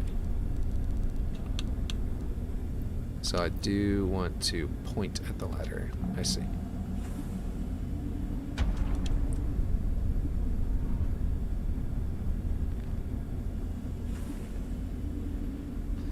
Okay, and then maybe get down on the ground with it, since that's where you're going to be entering into it. And then we're going to go top,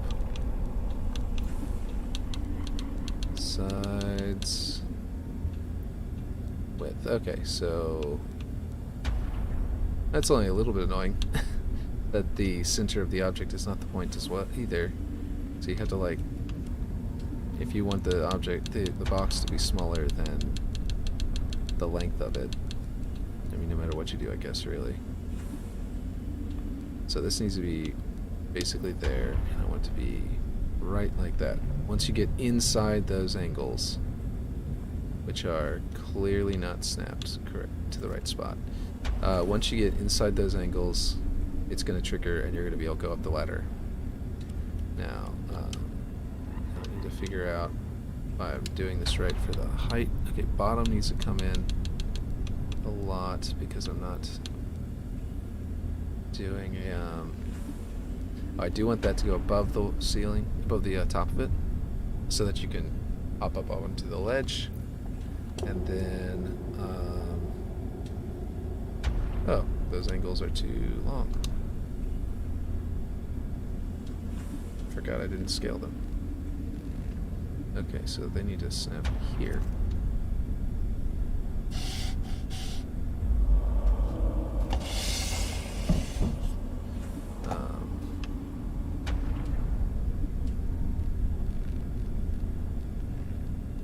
Let's see.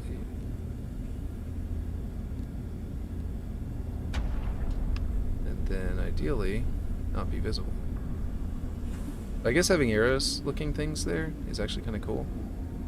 Because it kind of points in the direction of your thing. I don't know, some people might not like that, but it kind of points in the direction that you're going from the ladder. I don't know. Seems like a cool thing the Forerunner would do. They put arrows all over the place. So now we've got this. What is happening? Why can't I... Arrows are not supposed to have collision or show up in game. Team, neutral, order. What is... How do you make them to where they don't... to where they don't affect you? Okay. Show is off. Let's see. Boundary, team, neutral, spawning, order, despawn, timer, respawn, enabled, off. Oh, jeez. So, is it going to be that I can walk into it during this lighting system? Whenever you build it out? Node graphs built successfully. Wait, did I build it here? No. I'm going to move the teleporter to this side in a minute. Okay. Yes. Okay, so you only run into it during this version of the game and not during the other. Okay, cool. That's easy. Okay, now we need to select this one and first off, let's name it. Let's see. Just call it ladder function. Okay, and after we've selected this, we can go into our node graph, which is the first time I've gone into it in here. But actually, no. We need to also select this, and we need to select this. And then we can go in, and then we can, let's see, open node graph menu.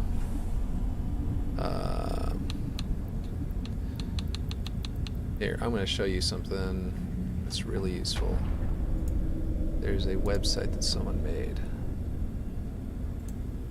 Let's see, I've bookmarked it. I put it into here, I think.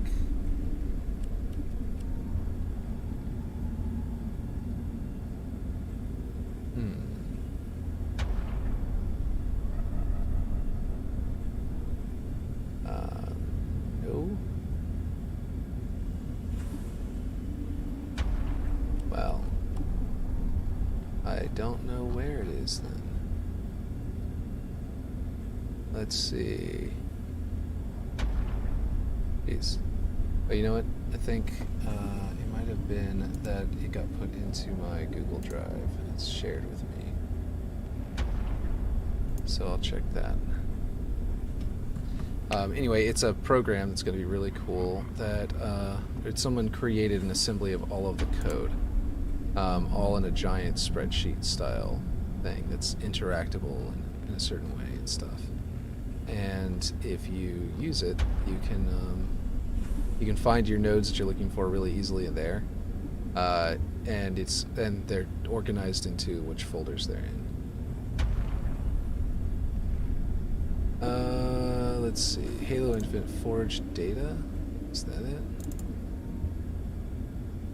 No, this is old. No, it was a website, not the file. That's right. This is the old one. Jeez. Okay. I'll have to find it again, unless someone in chat knows what it is and can post a link to it. I was hoping to be able to post a link to it right now, but I'll put it into the description of this video later, and I'll talk about it in the next time. But let's see. So what we need is we need references to objects, which I'm trying to remember what that is, how to do that. Let's see. Open secondary menu, hide global log, open node graph menu. There it is. Add object references. So we have. Whoop, that's not how you do that. How do you zoom out? I think there's a way to zoom. There we go. It's just the right joystick. Okay, so we can select. I'm using a mouse. Okay, we've got player blocker, we've got ladder function, and we've got a pointer. And that's what we're going to be working with. And you scroll with the right. Nice. Okay. So there's a maximum scale here. Okay. So what we want to do is. Okay, when we need an event, right? No, not on games. Yeah, no, yeah. On object entered area, I believe that's it. Area monitor, okay. So, player blocker, okay. So we also need a reference to a player. How do you do the reference to the player?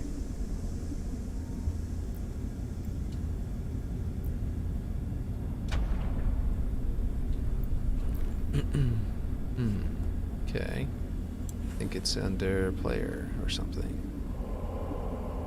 Events, players. Block player respawns all players. Let's see. Get is player.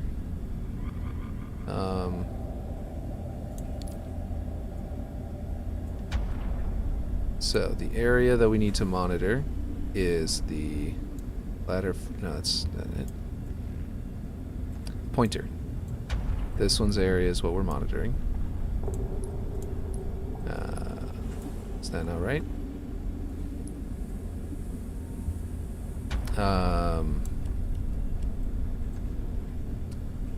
We need the object to be tested to see if it's a player, but we need to figure out how do you do area monitor. I don't think they have tooltips, which would be really helpful. I don't know why they don't, but okay, so not that. How do you do an area monitor? That's what I should remember. Hello. Hey, how's it going? Oh, get random player. Oh, okay. Get random player.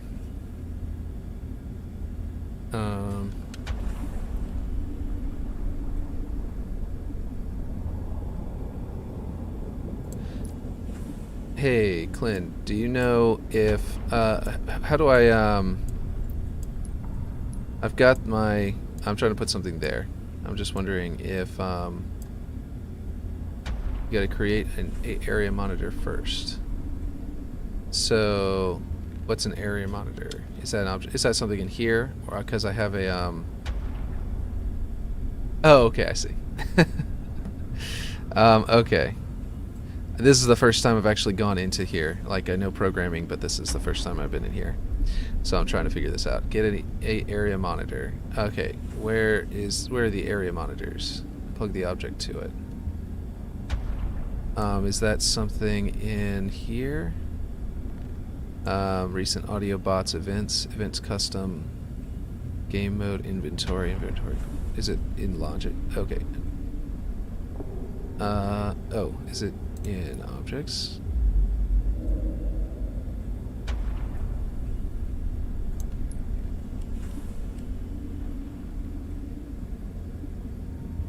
So where are area monitors in here, or is it somewhere else?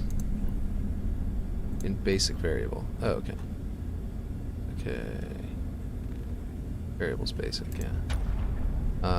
Area monitor. There it is. Yes, that's why I wanted that chart. There's a really useful chart that someone made. It's like a website that allows you to do node graphs and just like arrange them and stuff. So first type of variable, yeah.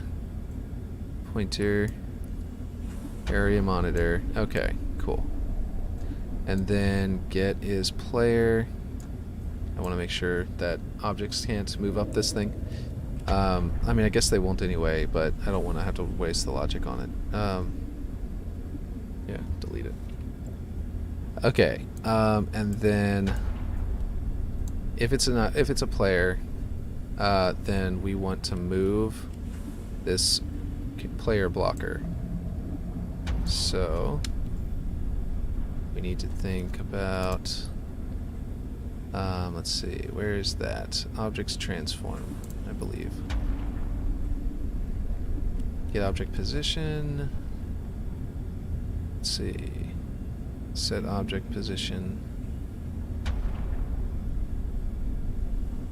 Okay. Translate object to point is where it moves slowly, I believe, right? Translates the object to the desired... These are where the tooltips are. I should have realized that. To the desired position over the duration of seconds. Optionally provide a movement curve to make the animation non-linear. Use move objects to transform if moving something is in sequence. Okay. So we're going to set the object position. First I'm just going to do this and see how badly it interacts with the player. So we're going to... Okay. That's going to set the object position. Our object will be this one here. The position we're going to be... let's see. Is player. Can I just plug this straight in? I don't think so. I need to get the player position. Let's see. Players. Get player. Let's see. Where is it? Surely there's a get position, because I'm pretty sure. I mean, I know I saw it on the other thing. Detected. It's crouching camouflage airborne. All players on team. All players. Might be in get object location. And you just plug it into a player. Under object transforms. Yeah, hey, look, there you go. Okay, get yeah, objects. Get object. Said it's called get object position. Yeah. Team shield health.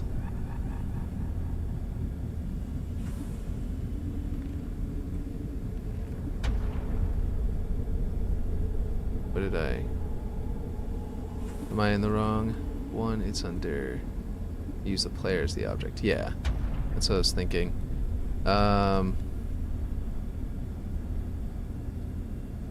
Where did I... Health, shield, team, at index, objects in area monitor, get objects in prefab. Am I in the wrong one? It's objects transform, isn't it? Yeah, it is. Get object position. There we go. Okay. Oop. Wait. Oh, is a player. Oh, okay, I see. I just need to grab this and put it here. There we go. Yeah. Okay. Is relative empty. What is that for? I'm not sure. I don't think we need it for this, but I could be wrong. So we're going to set the position of this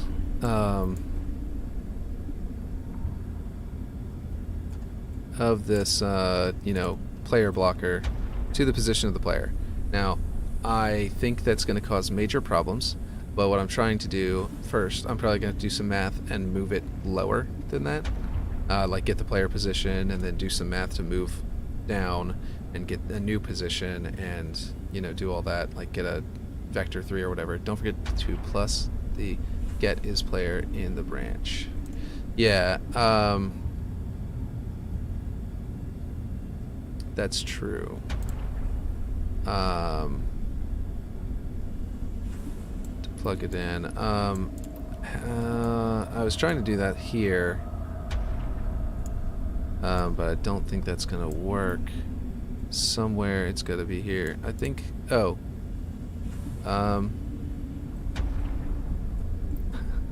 I don't know how it goes through, because it doesn't want to connect here, so I can't just plug it in directly. Do you know how I would put that in there to fit this into that?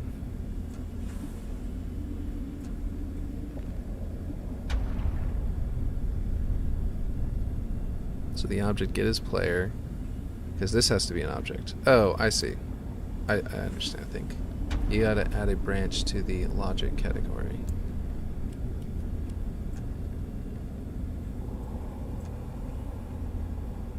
I am not sure what you mean. That you'll put before the set object position.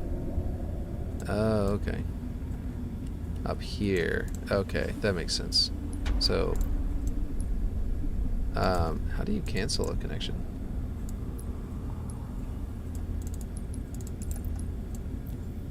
I don't even know how to get rid of a connection yet. Let's see. What is happening to my cursor? It's like jumping around. Okay, let's see.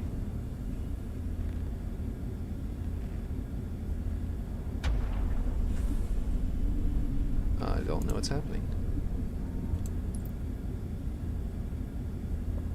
Not delete.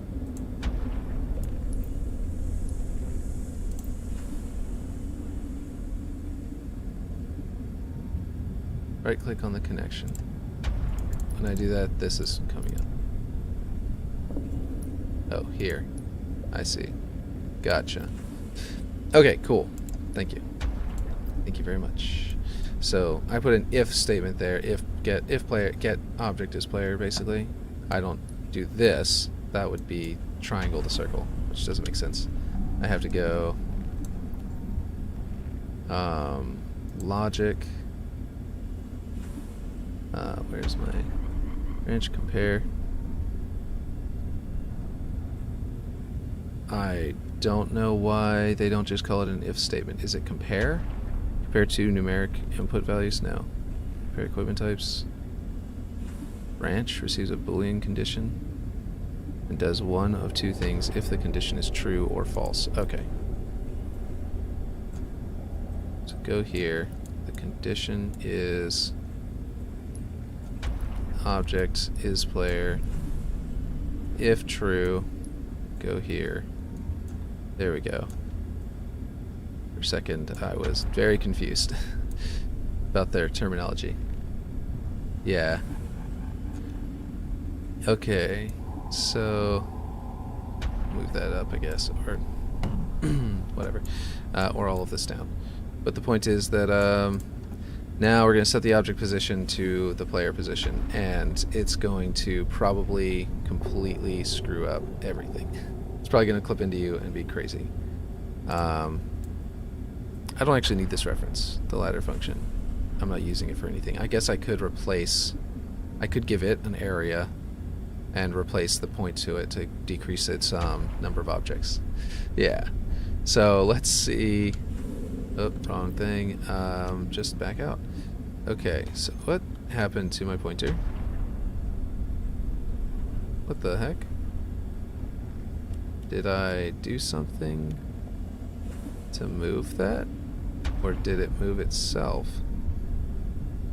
Don't remember moving it. Nope, not that. Nope, not that. Okay. Okay, cool. Let's save it before I go using it. Okay, this is probably gonna like really screw up and launch me into the air, or it's just not gonna do anything.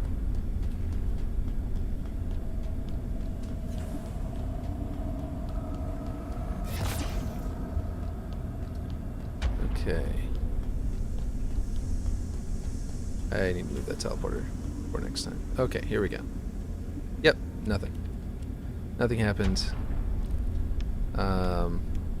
Probably because this is still set to phased instead of, what is it, normal? Or does that matter? Can I even make that a dynamic object? I think I cannot. So, that's interesting. I'm going to have to use an actual physical object. Is there anything that doesn't... Can you make things not appear? I have not tried to do that. Like just something that's invisible would work. And I think that there's an option I saw that might do that.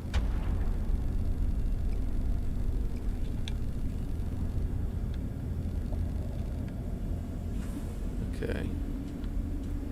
Let's give it a... Ooh, way too much. There we go. Give it a little bit of depth here. There. And it is set to...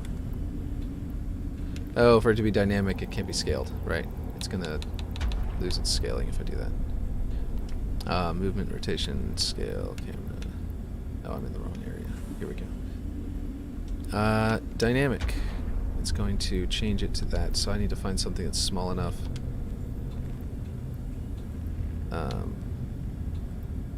Okay. So, basically, and if I do, I might run into it. I'm basically trying to build it. Essentially, it's going to work like an elevator, but as you're in it, right now it would just collide with you. I want to try and put it to where it goes underneath your feet, and then as you're moving forward, it moves up. And so, basically works like an elevator that only works if you're moving forward, which right now I don't have the logic for the if you're moving forward part. I was just trying to see what would happen. So obviously I can't use this, but I need to find an object that's tiny, and you know, basically works for what I'm trying to do here. Let's see. I thought that this would work. I mean, it's just that it can't make that a dynamic object, which is unfortunate.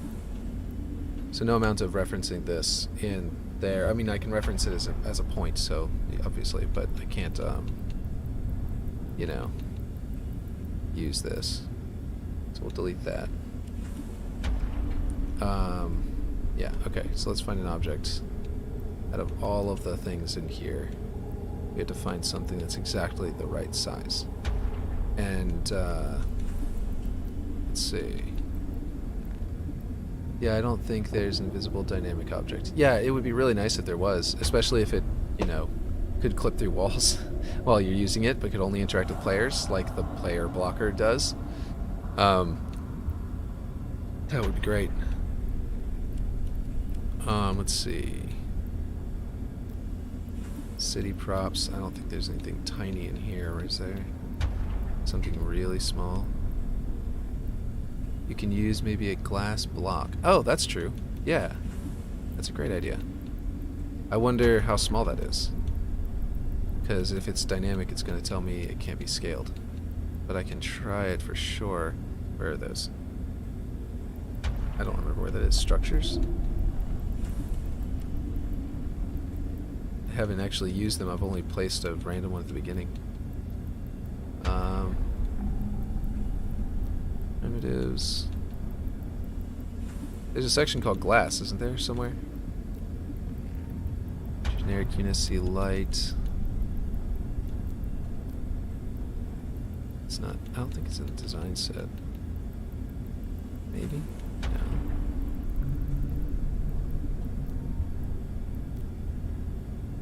You can try to intentionally desync an object so only its collision moves.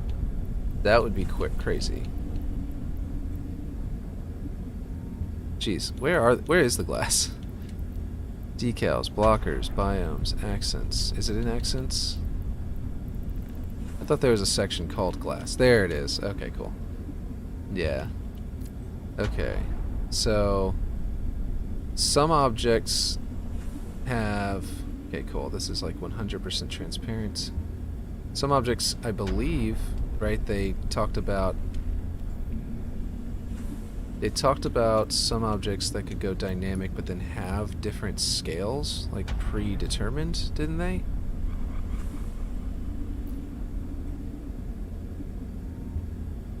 I'm gonna delete that because it's like invisible. Oh, you know what? Yeah, you're right. Use the corner of the block. It's gonna be inside the wall. Or, sorry, over here. It's gonna be right next to a wall that you can't go into. So I could theoretically have corner be clipping out, but then it'll raise up everyone standing nearby.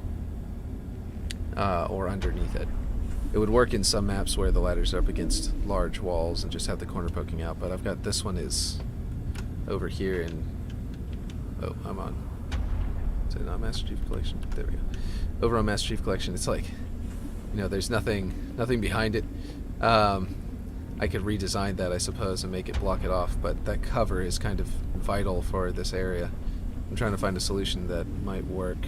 I know you can... Okay, let's see. If I just place, like, a glass bottle, okay, and I go in here, I saw something that may not work, may not appear on all objects, but there was something that made objects not appear. No, it was a setting for, I think, the bounding box you can put on, you know, on there. Let's see. Roughness. I wish they had transparency instead of having to put glass. You have an idea? Object mode static, like if I do dynamic. So...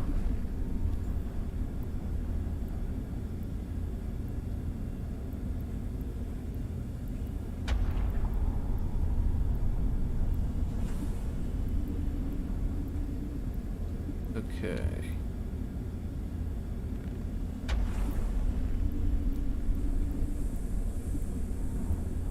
Would be funny if I just used a tiny little glass bottle laid on its side and just like you've got this little thing under your feet rising up. When the player enters the area, you add to the player an upward momentum while they stay inside the area. I was thinking that at one point as well that might work, and I could also make it to where so they can still move on the X and Y axis. Yeah. So, I was thinking, does that work? Like you could still move on the X and Y axis if you're doing that? If so, I was thinking about being able to stop in the middle of the ladder. What I wanted to do was just allow you to just stop, like in the original Halo down here. And if you walk off, then you fall off. And I was thinking that they probably just have an invisible collision box, like, you know what I mean? Or something to that effect that rises up. I mean, that would be a really simple solution. I gotta see what's the node names. It's like, yeah. And then, okay. So if we do that, then yeah, we gotta change what's in here. Node graph. And now our object is gone because we deleted that. And so is player, that still applies. We don't need object position on object entered area. Oh wait, we do. Yeah, get object position. Well, we might or something. We're not going to if we're just going to move it. Is player, if true. So, but you can actually make a check. If the player is crouched, then you don't make them go up. That's true. That would make it like that. I'm trying to figure out a way to make it as close to the original as possible. Like, I'm really hoping to get it like literally working exactly like the original. But that is true that I can work around to find. That is a good way of doing it. Yeah, this is all get is set player. Yeah. So I think objects transform is.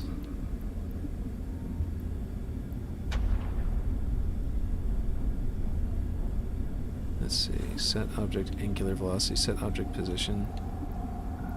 So, sets the world space velocity of the object. So, I think that is what the one I would want to do. So I could say, make it go up.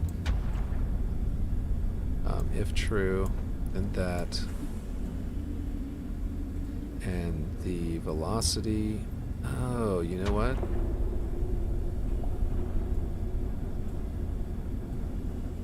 What if I,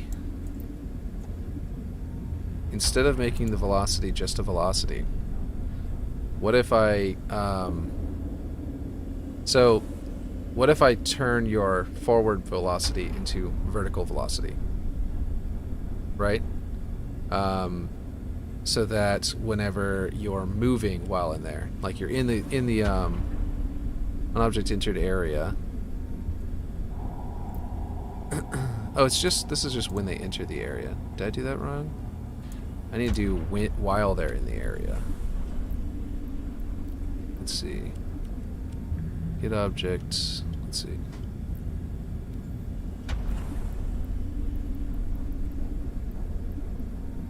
So I need to get the object.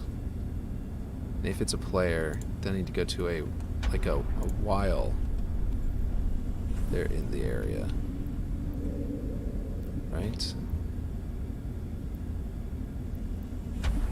So get object angular velocity for one thing. Let's see. If true, let's see.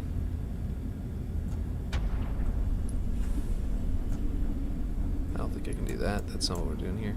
This. Nope. What's going on? Okay, get object angular velocity. Angular velocity becomes velocity, but that would make it just probably keep going in the same direction. So, how do we switch that? Okay. Get object angular velocity. We need to transform forward momentum into vertical, which I think is going to be. Is that going to be in math? Convert degrees to radians. Random rotation. We might have to do some math to do that. In a Boolean scale vector.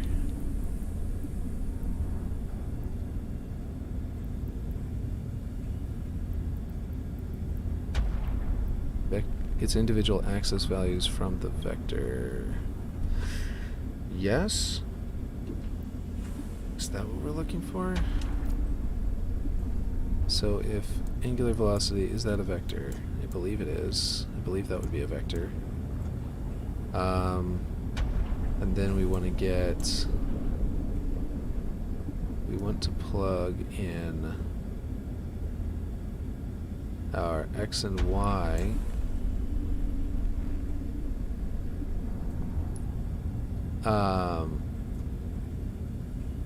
We need to probably take the x and y and turn it into a z. I have no idea if this is how you do this. Let's see. Okay, object angular velocity. Give vector x's value. Take the x and y. Well, actually,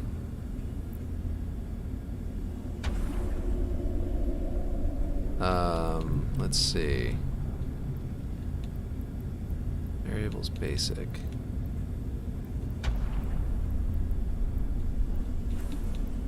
Okay.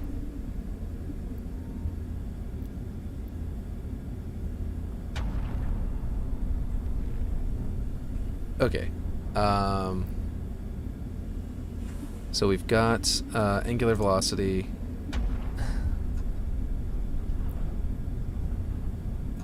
My daughter just woke up, so I'm probably gonna have to get off soon so I can go feed her and get her some food. But I'm in the middle of this. I was trying to see if I could figure this out. Let's see. I could, for example, I think no, I can't. I gotta convert this back into angular velocity, I think. Like if I just did this, that would work. But I need to... okay, angular velocity to vector. I'm just gonna print that real quick and see what happens. Okay. How do you print? UI. Print, yeah. You sure about the angular velocity? No, I'm not. I'm trying to see, what I want to do is get the, because it's for rotation. Oh, no, you're right. Yeah. Okay, so what I'm trying to do, what I was trying to get is get your, let's see, get object, I guess get object velocity. I'm trying to figure out, oh, why is it doing that? Oh, right, because I'm dragging the wrong one.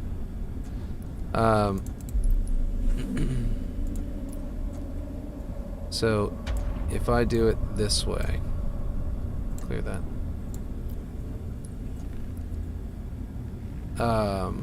Can I get the XY velocity and turn them into a vertical, a Z velocity, is what I'm trying to figure out.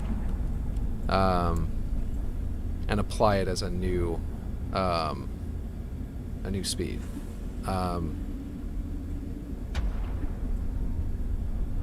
I don't know if that's going to apply here for this axis, this vector, but what do you think? Let's see. I can delete that one. I don't want to take the Z because whenever you jump while you're on a ladder in classic Halo, you can jump, but then you just fall. It kind of breaks the whole thing. Let's just add a value to Z. So how do you do that for the set object velocity? Like if I wanted to, and after you should clamp it. Okay, I don't know how to do any of that. I've got set object velocity. I don't know if that's right.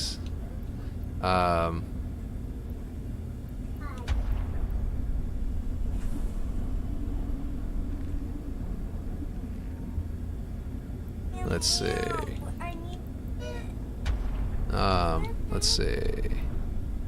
I mean, it's getting complicated. It is. It is getting complicated. I don't use nodes in programming. I use line code. So, the programming I know how to do is line code, and this would be something I would very quickly be able to throw together. But I'm having to find nodes. I tried to study the nodes off that other person's. I don't remember who it was, but they made that website, and I'll figure out how to find that. Create a new vector. It's in the variable basic vector 3. Okay, cool. Variables basic vector 3. So then we just, oh cool, awesome. Can we just do that? I don't know if that's gonna give you a velocity, but we'll see. So we're gonna take the X and Y and plug it into the Z, but that's not gonna work. We need to actually do a math, do a little bit of adding. We're in variable basics, we need to do math. We can add and then average them by dividing by 2, for example. Hey, I know, buddy. Yeah, I know you want to play the game. And now my son's awake, so let's see, add these two. The result is going to go into this one. Can I do an absolute value? Absolute value. There it is. Perfect. Absolute value. How? No, wait, that's not what I'm trying to do. Not an absolute value, like a math absolute value. I mean like an actual, just a number. Where do you get, where you just set a number? Square root, subtract, trigonometry, vector cross product. Calculate the cross product of 2 input vectors. Oh. Okay. That's much easier. I think that does what I'm trying to do. Transpiler to go from JavaScript to Halo Infinite nodes. Problem is to inject it in the game. Yeah, exactly. I know you want to play Spider-Man. This is not going to work. It looks like operand B and A are not what I'm looking for. So, if only we could access the clipboard of the node editor, right? Let me go back into that. Okay, so We could do a lot if they had let us just a little bit more control.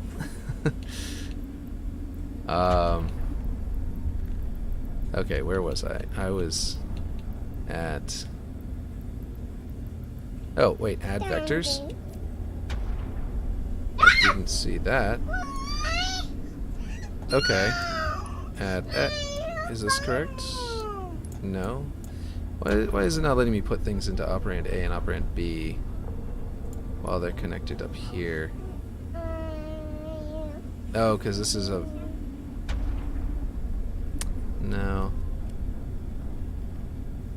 Get vector axis value. So I'm just getting...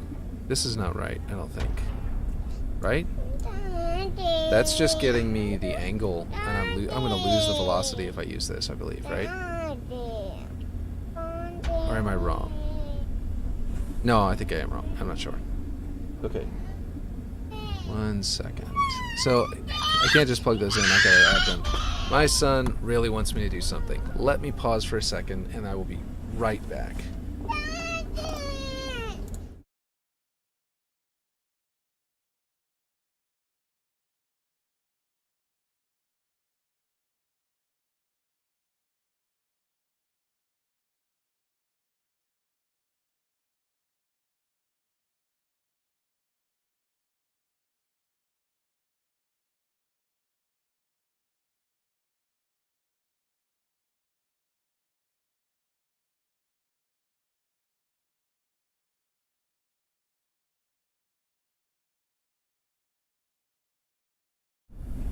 Okay, alright, I'm back. So, let's see. There we go. Just, if you're trying to add a scalar to a vector, just plug, let's see. Just plug get object velocity to add vector. Okay, I see what you did. Oh, that adds two vectors together. And on the second operand, you plug a vector 3. 0, 0, 2. Oh. Okay. And it should make the player jump when they enter the area.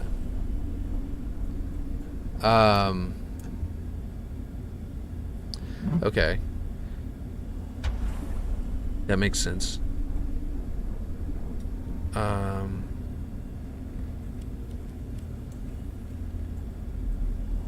What I'm trying to do, though, is get... like your forward momentum and literally translate straight into vertical. So instead of doing 0, 0, 20, I want to do 0, 0 like x, and x equals your forward momentum. So that while you're moving forward, it pushes you up. But as soon as you stop moving forward. So that's what I'm trying to figure out, is how to get x and y, how to combine them. Like... Okay, but I think you are getting me much closer with that. If I just do the add like I was doing before, do operand A and B, this doesn't need to be here. Clear node. So if I do... I don't need this, right? Wait, will this be able to plug in here? No, because that's not a vector 3. Okay, so... Or, well, it should... No? No, it's velocity. Okay. That's what I'm trying to do, is make it to where... Yeah, to add x and y together. You can get the length of the vector, get object velocity, and use this magnitude as the z value. Okay. Get object velocity. Get vector length. You're saying get the length of the vector with get object velocity. Angular velocity returns the angular velocity of the object. Or, let's see. Doesn't plug because the input is already used. Oh, that's all it is? Okay. So I just need to clear this.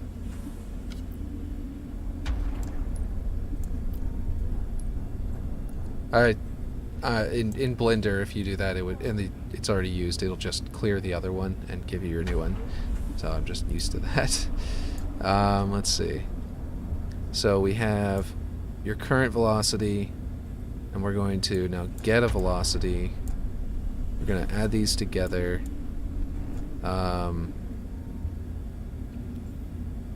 Let's see. Now, vector 3.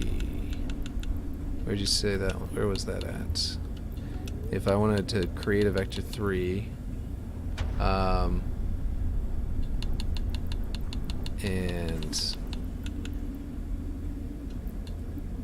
so that variable's advanced. Get object velocity, get vector light, vector 3, z. Get vector length, okay. Okay. Get object velocity, vector length. Oh, where was that again? Jeez. My brain got frazzled with all of the screaming, so get object velocity, or the shouting rather. Get vector length. Trying to remember where that is. You're practically just programming this yourself at this point. Get vector length. Jeez, get vector length. There it is. Finally. Okay. Get object velocity, get vector length. Okay. And plug that in as, okay, to vector 3z. Now I need to find out where vector 3 is, because I was looking for that in math. Okay, no, that's, yeah, you're talking about the other thing. So, is it variables of basic, vector 3, and then to z, and then this to operand b, add vectors, so that should get what we're doing, and all this extra bloat can be deleted. Not clear connections. Just delete. Oh, I had a vector 3 up here. What was it doing? Didn't even realize it. Sitting here, staring right at one. Okay, so basically, okay, so if it's a player, it'll set object velocity. We're going to get the object velocity. We're going to set the vector. We're going to get the vector length of it. We're going to take the object velocity and add it to a vector 3 with a z operation, which is based on that, and it goes up here. Now, I think the one thing that may confuse this is that we're looking at vector, and I don't remember. I think the physics are just stopping you, right? The vector isn't like your actual movement, it's what you're trying to do, and then the physics is slowing you down, I think. And so if you're running into a wall, basically, so you have no movement, this should still work, right? You can give it a try. Find out. I'm going to go ahead and throw my weapon on the ground. No, I'm going to go ahead and,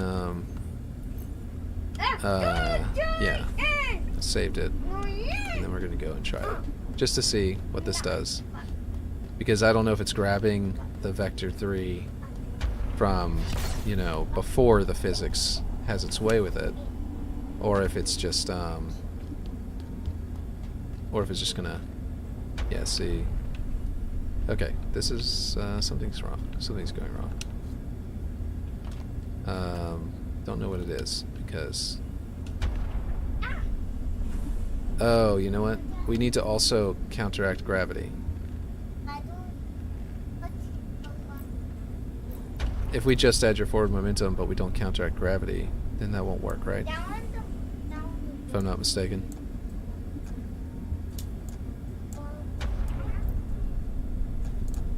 So this z needs to be get vector length plus probably 8.1. Maybe your area monitor is too small. It might be. That's true too. Oh wait, what are my warnings down there? Set object position node contains input from multiple events. Ladder function. Set object position node is not connected to any event. What is it talking about? Okay. And yes, probably gravity is strong. Yeah. Get set object velocity node missing required property. So we might be like just getting lighter because we're not counteracting the full 8.1. Instead of actually moving up, we're just making ourselves lighter. But okay.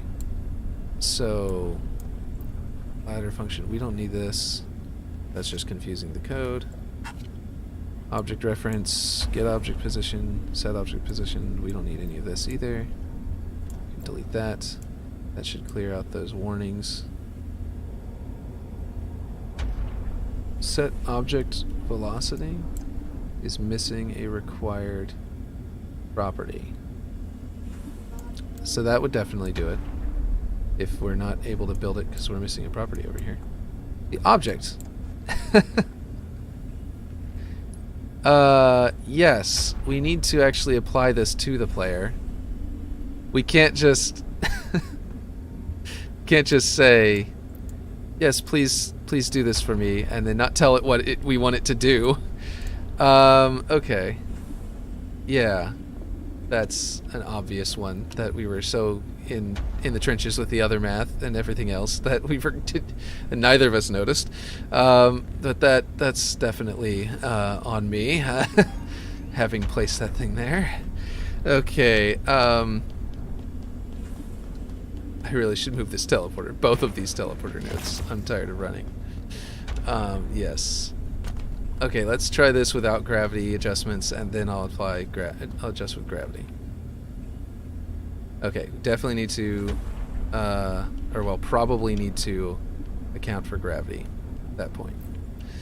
Okay, so, and like you said, the box may not be big enough because I might be being stopped by the ladder, but then the center of my character may not be inside the box or something, unless it's a full-blown collision box, in which case it should detect that the player's collision box is hitting it, but we'll see.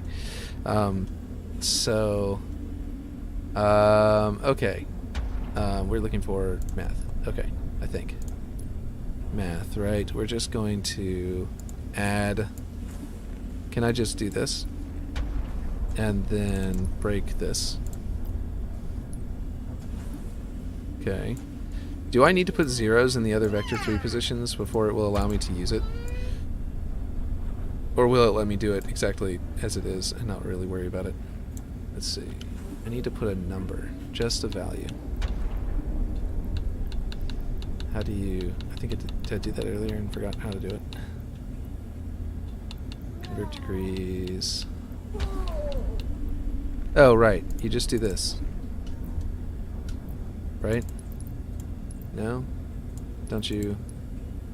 No. Okay, I'm dumb. Okay, let's see. Operand B is... No need of zeros. Okay, cool. Thank you. So, how do... Just put a number. Normalize vector, random boolean, round to whole, number, scale vector, square root, subtract.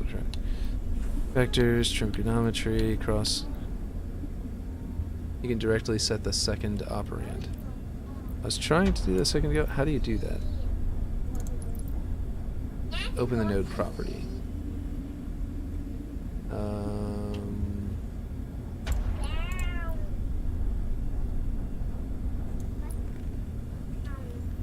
Oh, here we go. I see what you mean. Okay, cool. Okay, awesome. Yeah, that's something. Okay, so we're gonna do 8.1 because that's roughly Earth's gravity.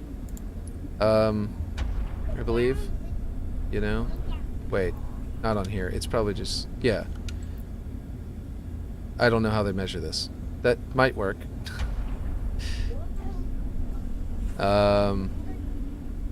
And that might... Yeah, let's see. Is this gonna work, actually? Yeah, this should work. Okay. Alright, so... I don't need to do that. Maybe this will work? We'll find out. Go ahead and save it before it, crashes the game or something. Actually, do I want to save? That's a... Let's see. I should have moved the teleporters. I'm doing that as soon as I get out of this. Gravity is more around 40 in Halo. Oh, okay. So it's not measuring in No, go back number one. freedom units, probably. Not toggle. Okay, first thing I do is I'm moving these teleporters before I forget and end up jumping in there again. Oh, what is it? Okay.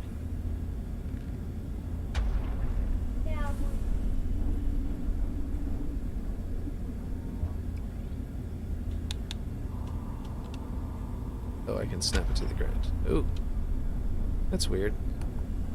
Teleporter just disappears whenever you snap it to the ground. And I'm going to move this one to be closer to my spawn point.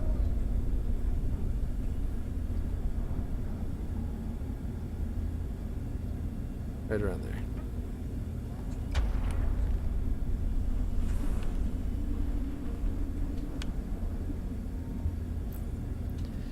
I think you're right. I think that Halo does measure, like I said, not in freedom units, and I don't know what the value of gravity is in other units. Not offhand anyway. I'm sure I learned it at some point. Let's see. Just to see if this solves it. There we go. It does not appear to be fixing the problem, so let's actually try, as you had said, let's move this out a bit to make it a little bit easier to run into. And change its size a little bigger, just in case. Where did I put... Where's that? Why did it not...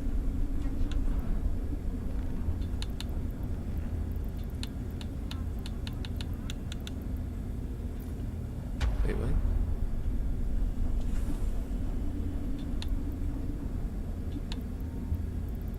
Oh, boundaries minimized. I see what I did. Okay. Okay, so we'll make that a little bigger. That should encompass you, I think. And can you add a debug print to check if the code is actually running? Good point. Good point indeed. So, oh jeez, mouse. So, UI print.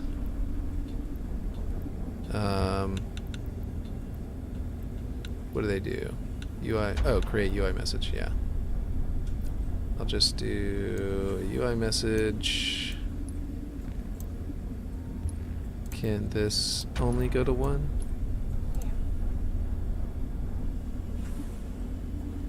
Can I do this? Why is it not? I'm confused. Can you not make 2? I can't trigger more than one thing off of something? Like, I can't make this? I guess not. I guess it's a linear thing, so at the very end, I guess? And just make it...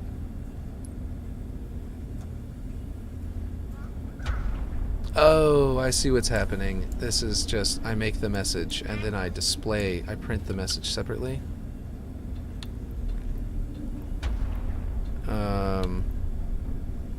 Splash to players, this push to splash banner with the message, yeah. Okay, that's what I'm trying to do. So this is just how you, okay, but I can't do that. I do still have to put it at the end, I guess. So this here.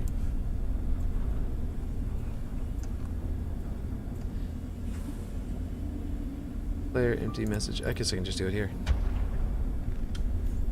You can do a print boolean, it's faster. Oh. Okay. That makes sense. If I just do... where's my boolean? It's here. If true...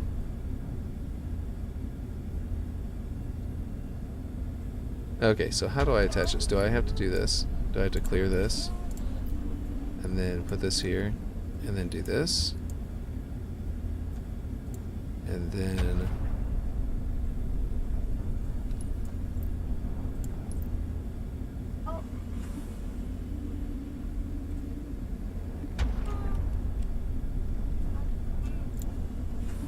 okay, print boolean to kill feed.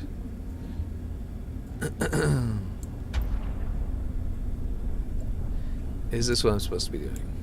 Print boolean to kill feed like this, and then I then come over here and can say true, and then you can hard code the boolean to true. Yeah, okay, that's what I just done.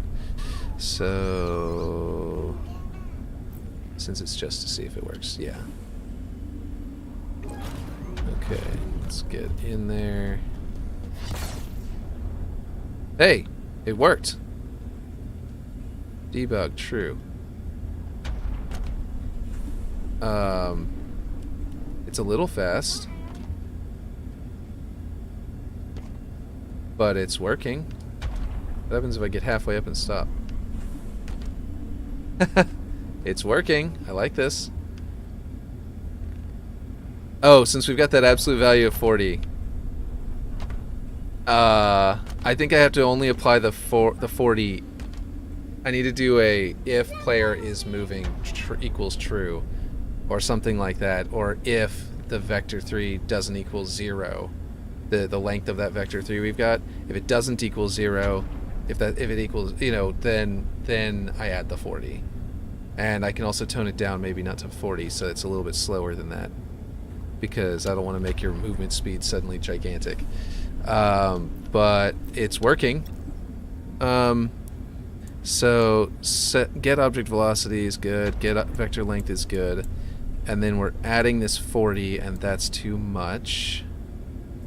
So we need a branch, right? We need a logic branch.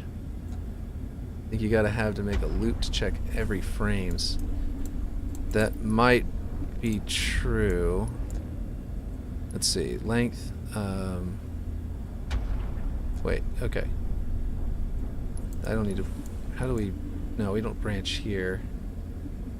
Let's see, because only doing this when the player enters won't be enough. Oh, yeah, that's true. I wanted to do while you're in there. So, you're right. On object entered area, okay. So this needs to be replaced with while, let's see. Branches are a nightmare on the secondary. Yeah. I'm seeing that. Okay. So, what was it in object? Or was enter area object? No. Was it under logic? Let's see, no. Okay. I'm trying to remember where. Oh, events, events. Okay. On game start, on gameplay start, on object damaged, object destroyed, object entered area, exited. So these are just regular events. Events custom, every in seconds, on custom equipment used, on custom event. I guess it's every in seconds that we're looking for. But that sounds... Events players? On player joined, on player team change. Was with specific weapon? Okay, for how they died. So, when player leaves the game, yeah, this is all just, yeah, this is more specific to that. And events inventory. Okay. This is events custom on custom event global. Yeah. Every in seconds.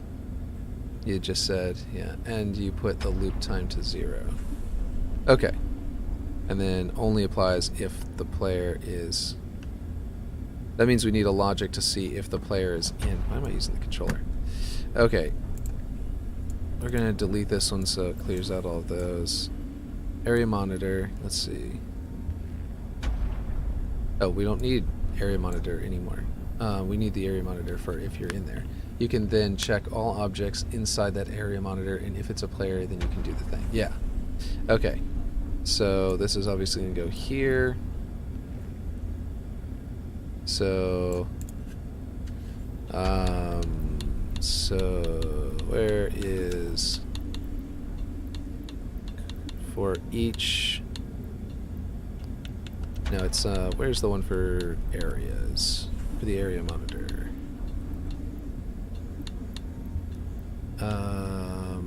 Okay. It was, I saw it earlier.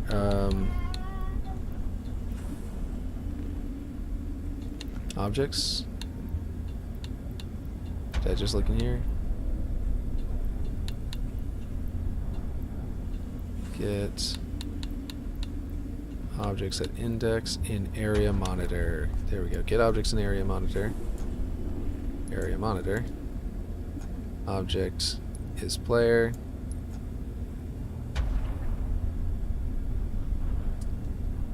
In objects. So this is getting more than one object, and it seems to be having trouble with that. Or something. I assume that's what's going on here. Get objects in area monitor.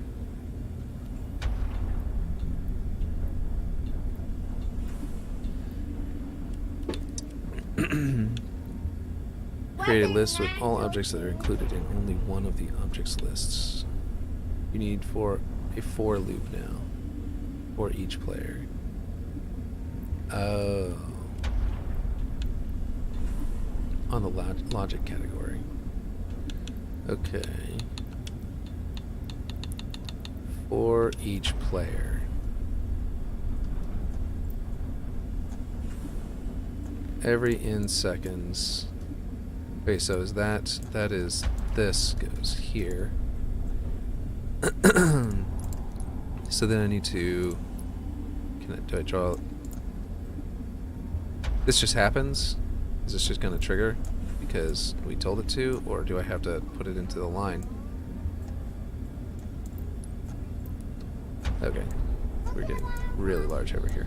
Okay, so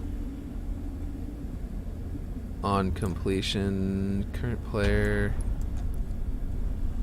Well, we know it's a player now because it's for each... No, we don't. We don't know. Wait. Right?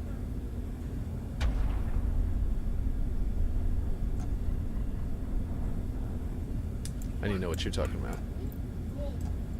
Let's see. On the logic category. So, let's see. You need to plug the in-second event. Yeah. Okay. So, clear all pin connections. So this has got to go here. For each player. Current player. On completion. What? Can we go here? Yeah. Oh, okay, cool. Since it wasn't a diamond, that was very confusing to me. Execute per player. Oh, not current player. Execute per player. Yeah, okay, I see. I think it's execute per player, object. We don't need to do is player. I think it'll just go here, right? Or something. Current player, you know, yeah, is player. Current iteration. Then plug the execute per player to the branch. Is that this? Oh, execute per player is for the branch. Okay, I see what you mean. Okay, not on completion. Not the on completion. Okay, so execute. I was thinking that was necessary, but I wasn't sure where it was supposed to go. But yeah, it makes more sense. So execute per player on the branch. Current player, get object is player is our condition. Don't know if that's necessary anymore, but oh wait, yeah, we did. So that object needs to go over here because if a rock falls in there, and it does it for every player, we still need to know the rock is not a player. And then get object velocity. also needs to go here. And then we've got vector length. And then we've got our boolean if true. And yeah, okay. So what were we doing down here? Okay, vector length. Okay, we were going to try and see. Okay. I was trying to see. Okay. It's not necessary, but it's always better to be triple sure. Yeah, exactly. To know where the player, if that is the player. So this is all right, but we need to only add this 40 if the player is moving. So actually we can. Right, this is all adding if the player is moving, I suppose. So we just need to put it up here. I was thinking that I would put it down here and only add the 40 if the player is moving and add the rest for no reason, I suppose. That doesn't make any sense. So if true, so if it's a player and if the object is moving, no, if the vector length is, it's not a branch. We need to compare. We need to make sure the vector length isn't 0. And if the vector length isn't 0, then we're going to... Here you go. My son brought me a granola bar to open for him, and then he walked away and does not want it. Okay, I need to get them breakfast soon, so I gotta finish this really quick. Okay, so it's unnecessary, but it's always better to triple. Yeah, okay. So we would need to do a compare. Okay, let's see. I opened it for you. Oh, buddy. Okay, I really do need to get this done and get over there. So, okay. If the vector length is, you need to deconstruct the velocity vector and take only x and y axis. Okay. Check the length of the xy vector. Oh, that's true, because that means, because right now we're going to add 40 and then we're at 40 and that's going to be throwing you up into the air even faster. Okay, so we do need to do that. I might need to pause for a second again, just for a minute, to go check on my son and find out why he's crying, and maybe get him a snack or something. And then I'll be right back. This won't take long.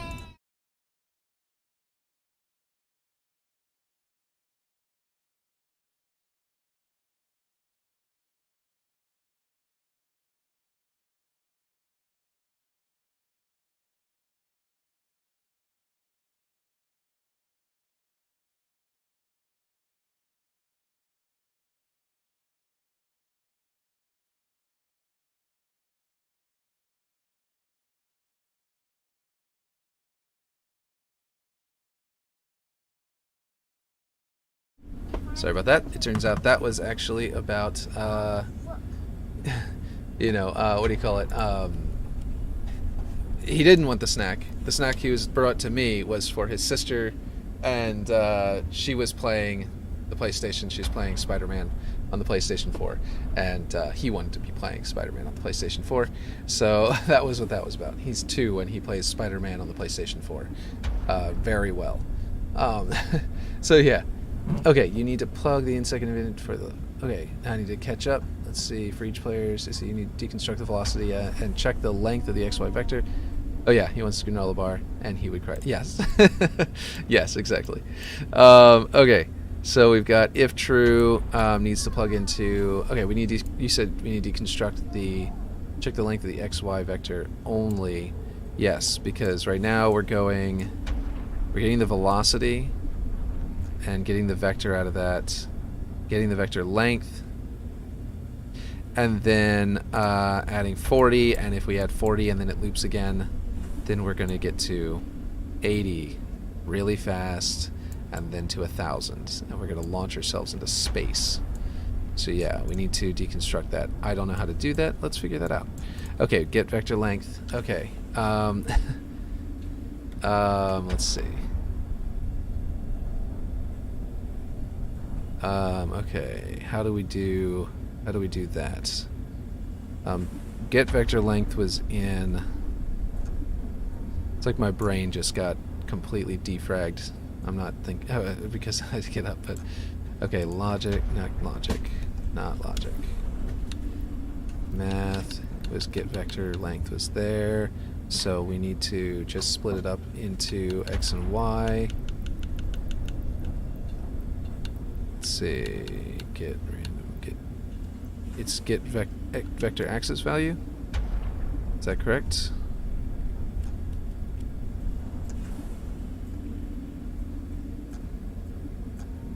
So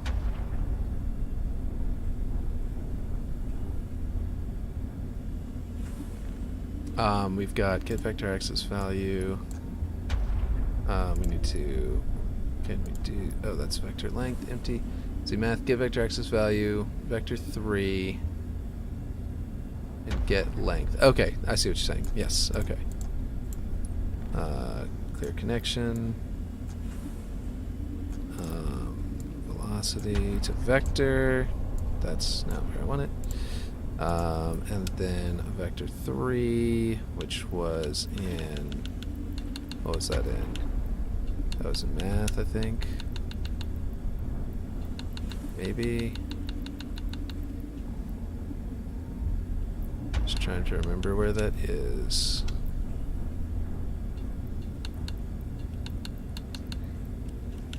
Variables, basic, duh. Because it's a variable. Wouldn't make sense for it to be anything else. So we only want the x and y. We don't want the z. And then we want to get the vector length of the x and y. So we can abandon the rest. Okay. So now we have get object velocity, get that velocity put into a vector, only get the x and y, and then we have a new vector with 0 on the z. I suppose we could literally set z to 0, but I'm sure it's going to default to that. And then we get our vector,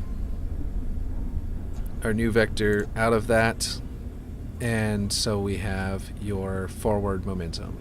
And we add that, we add 40 to that, and apply it as your new z in your normal vector, and add your original vector to that new vector that has your vertical momentum there, and we add them together and we apply it to your player velocity.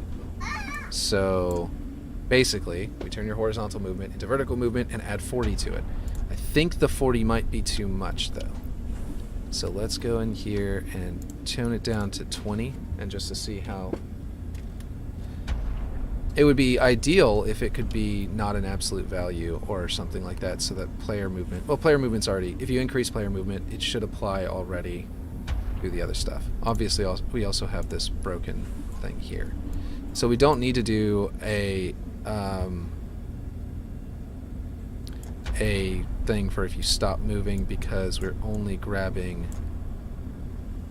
Right? Okay, I was thinking that earlier, that we had to logically say, if you're not moving, don't do this. But I think this is good, because we're only grabbing the Z. It also could have only launched us because at 40. 40 might have been fine, and it only launched us because of the fact that we were doing it so quickly, so many times. But no, we were doing it on entry. Okay, so this is every n seconds node missing required property, of course. I didn't say. Oh, great. Dating. Great. Yeah, let's how do I report? No, I don't want to feel like reporting them right this second. Put user in timeout and remove. Okay, apparently I didn't have to put them in timeout. Okay, so there we go. Okay.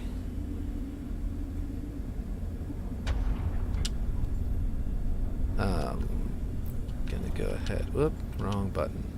I need to hold it down long enough to actually get in there. Okay, so I didn't set the actual every in seconds stuff. Seconds, initial delay. I just sort of put that there. Every in seconds. Oh, okay, seconds. You said put it to 0 and it'll happen constantly? Oh, 0.1, apparently. And we don't need an initial delay, right? Set object velocity node missing required property. Node graph failed to build. Set object velocity is missing something. Oh, the object. I don't know where we lost that. Oh, right, because it was connecting all the way across here. I remember now. That's also why these were higher, and then I moved them back down. There we go. Okay, so now we're good. Let's see. Let's save it and test it. Oh, that's not how you test it. That's how you test it. 0.1 is the minimum, but you trick the node. Debug true, debug true. Fired off 3 times that time. Okay, this is working. We'll still have to tune the 20. It might even be less than 20. I wonder if it's going to be the 8.1. This is actually kind of cool. I like that it climbs up on the last part. Plug a number variable set to 0.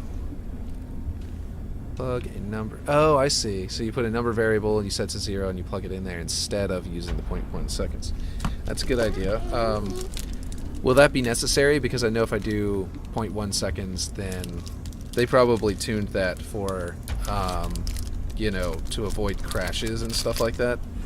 And if you have more than one of these on the map, my plan was, I mean, I could just have you place it and scale it, but I want to make it to where this prefab, you can just put another one on top of it, and another one on top of it, and another one on top of it, so that people who don't have any idea what they're looking at and don't know they have to scale the volume and the ladder and, you know, all the visuals and then also the volume, it won't be necessary.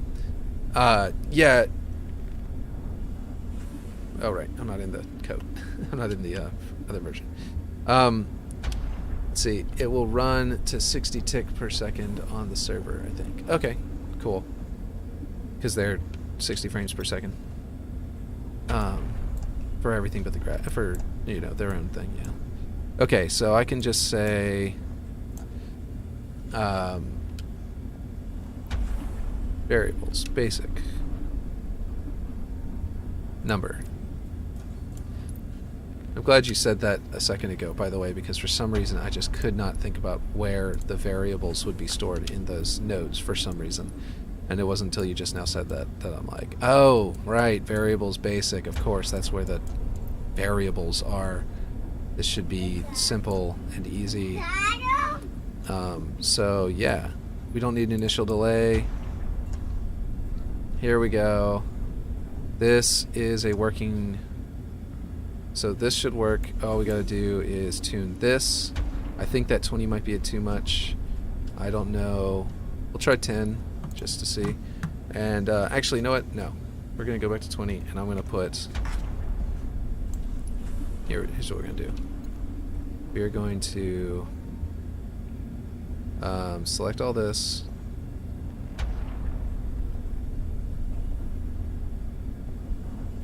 Okay, is that everything? What is happening? There we go. The joystick. Clicking the joystick didn't work for a second there. Okay, and then we're going to...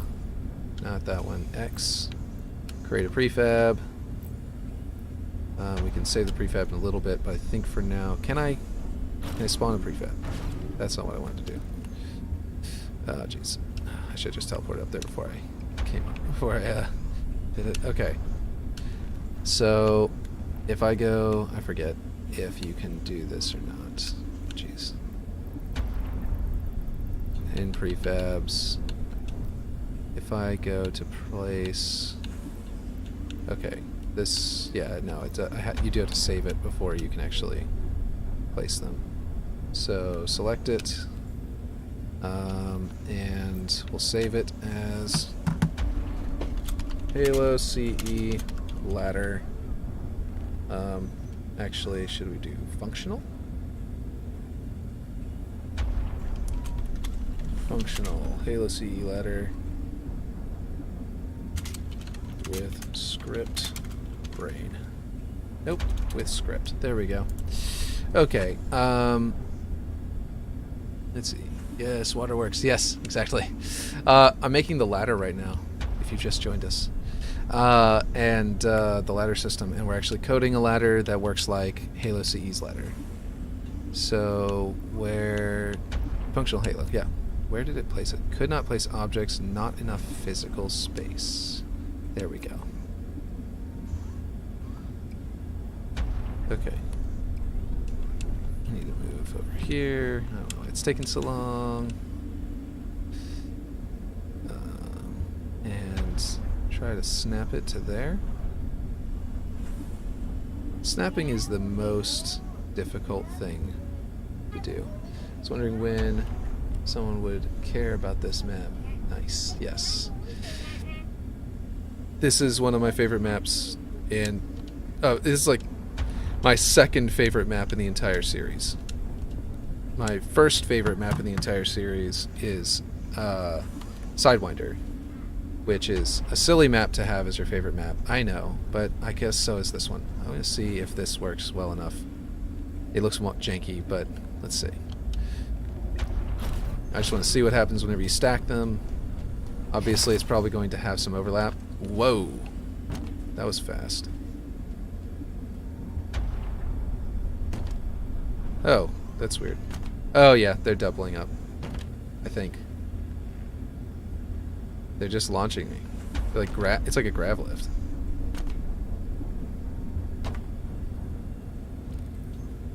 I don't know why they're doing that. We're gonna have to figure that out. Okay, where's my... Another granola bar. Here we go. Here you go, buddy.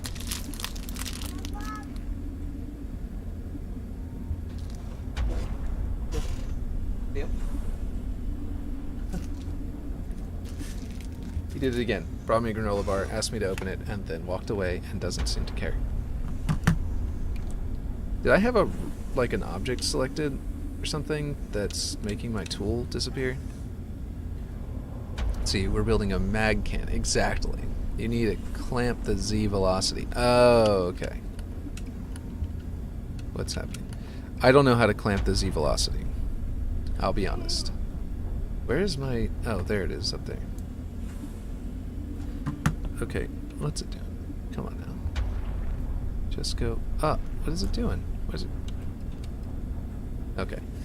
Anyway, we need to delete this anyway. Because it is not right. Okay.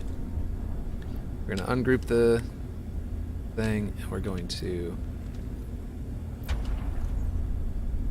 Yes. Need to clamp the Z velocity because it adds every frame 10 to the Z axis. To clamp, you need to do an ugly branch. And actually, I hadn't even changed it to 10. I went to go do that, and then I kept it at 20 because we didn't. Because I was going to see what happens whenever you stack them first. And yeah. Okay, so you say clamp, you need to do an ugly branch. Okay. Okay. Like a hideously ugly branch. I wonder if you have a tutorial somewhere for how to do that. Or if you just want to explain it to me. Because, yeah. Okay, so we've got... Does the node graph get bigger whenever you put things closer to the edge? Like whenever you put them inside this little box, does it just like grow? Because I was really close to the edge on both sides and now I'm not. Like I feel like I could put this here. Oh, it does! Look at that. Man. Functionality. It's crazy, right? If this doesn't work, worst case scenario, just put grapple hook at bottom of the ladder for time being. Yeah. Or just put a man cannon. Like I could just put a tiny little man cannon there. Like little grav lifts. It would be super easy. Barely an inconvenience.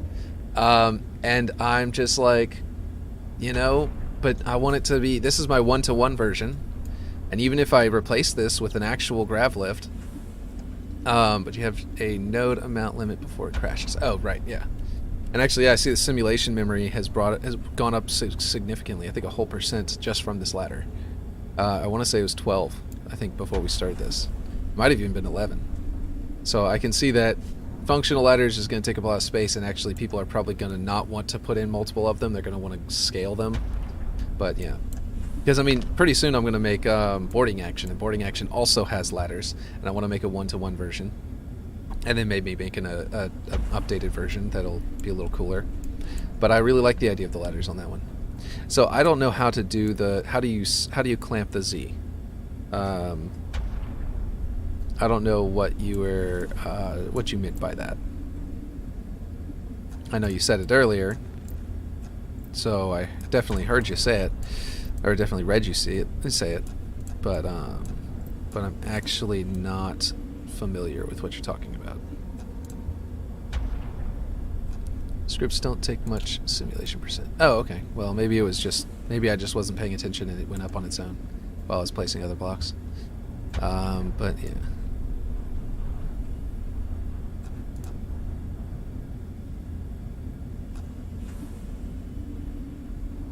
If Z is too big, then put small z.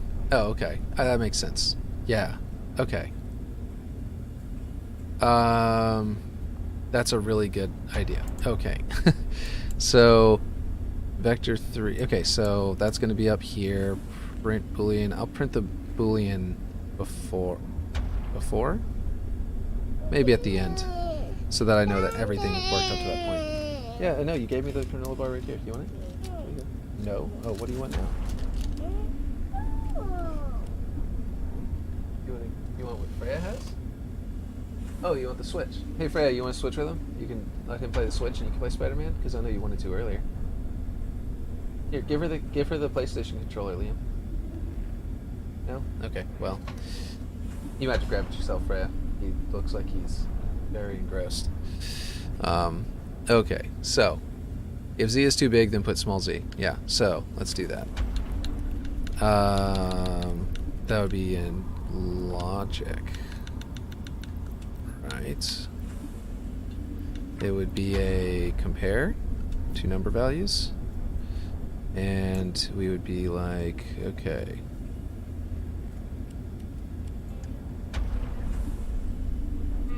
Is this right?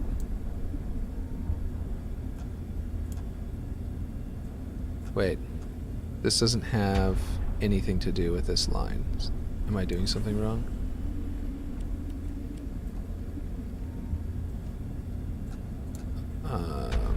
Will this go down here? If I do, okay. Hold on. Can I do this? No, this is not going to go here because that's an operand. That doesn't make any sense. Okay, so I can compare it down here. I thought I was going to have to put it up here and do like an if-then statement. Maybe I'm looking at the wrong thing. Boolean logic and or receives a Boolean condition and does one of 2 things. If the condition is true or false, connect the if true. Compare equipment types, compare grenade types, compare teams, vehicles for each object for each player. For in iterations, get is forge mode. Wait for in seconds. Pause execution for the specified number of seconds before continuing. Oh, get is forge mode. That allows you to probably print something to the screen whenever you're in Forge only, so you can actually see things. Oh, yeah, okay. Okay, Freya will help you. Hey, can you help Liam? He says the wrong Spider-Man. He wants a different costume. Yeah, okay. Sorry about that. Okay, let's see. We've got, okay. Right, what were we doing? We were doing, is the compare correct? Glenn, do you know, is this the right thing I'm supposed to be looking at here? Compare? Should I be saying, results, operand A, If A is greater than B, then put it into the, whoops. A is greater than, oh, I see what's happening. The Boolean is this. Okay. Okay, now I understand. Now I understand what I'm doing. Okay, so you do logic. You go to branch.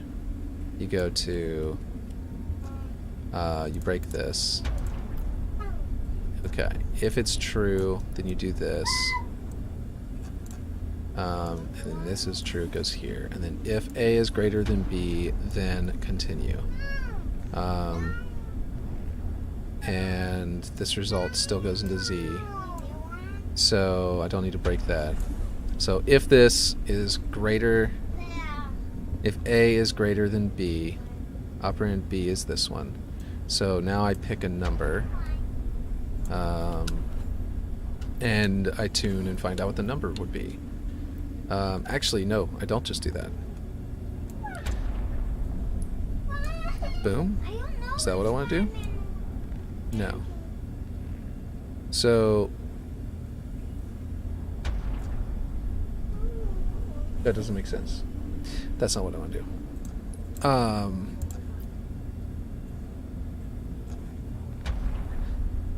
I wonder if we aren't making this too complicated and it turns out that this isn't necessary.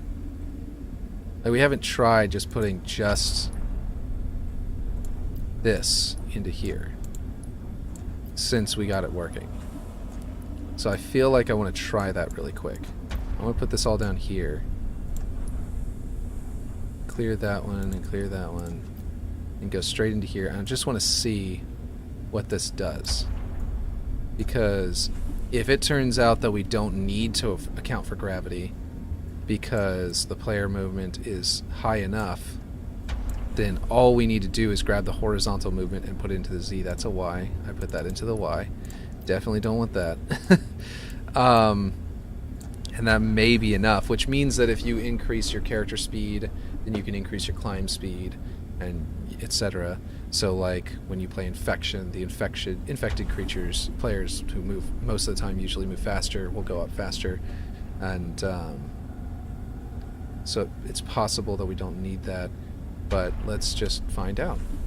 We'll save this, and we will build it out, and just see what it does. Now that we got it working, yeah, so debug is true, true, true, true, true. So yeah, it definitely, whoa.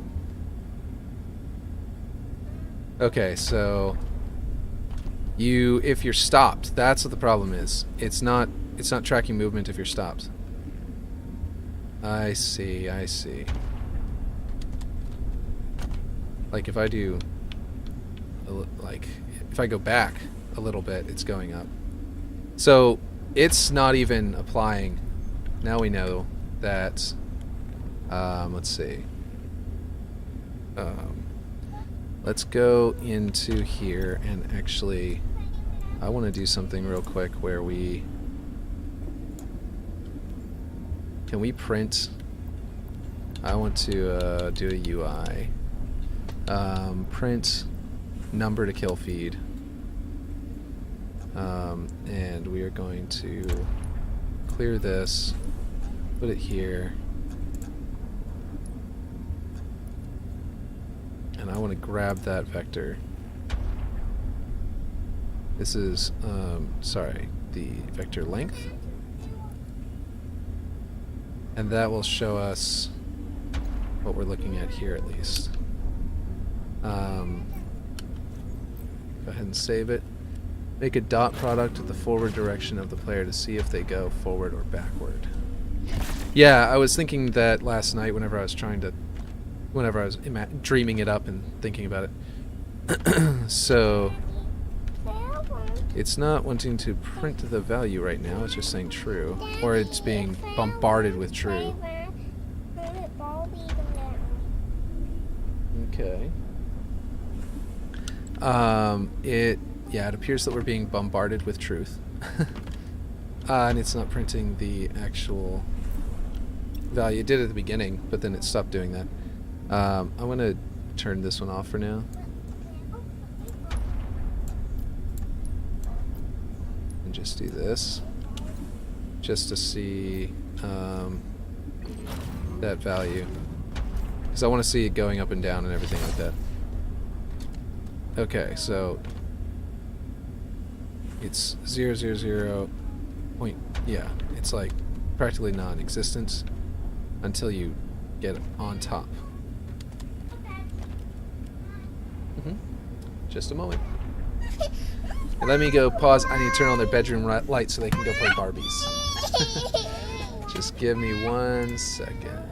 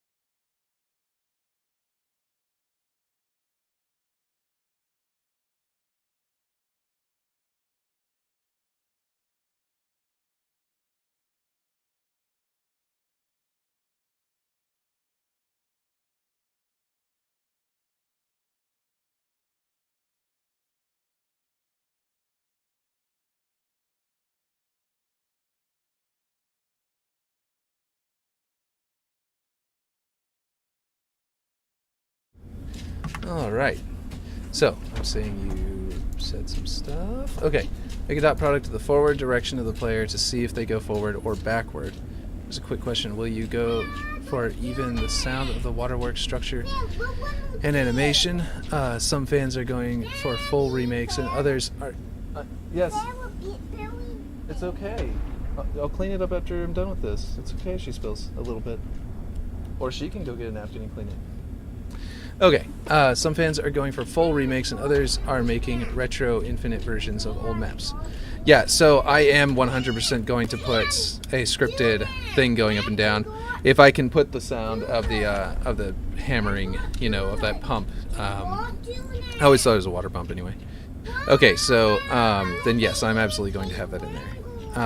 And I know that you can put sounds. I just got to find a good sound that sounds like it. Hey Aurora, leave her alone so she can eat. Just stop fussing at her. She's trying to eat. Okay, so we've got a movement. Okay, make a dot product with the forward direction of the player to see if they go forward or backward. I'm not sure how to do that. Okay. Forward direction of the player to see if they go forward or backwards. Yeah, that's true. I was also thinking about trying to grab the angle of the player, because if you're looking away from the ladder in the original game and you're going backwards, back in Halo 2, Halo 1, Halo 2, if you go backwards while you're looking away, then you can still go up the ladder. But if you... And also, if you look down, you can go down the ladder, and if you look up, you can go up the ladder. So all of this is going to get a lot more complicated after we get it fully functional, because I'm probably going to go back into it and add, like, it only goes up if you're going up and it only goes down if you're going down. Oh, and actually that's a good point. So the vector length, that's like an absolute value. That's going to be only positive, right? That's never going to go into negative and make us move down, is it?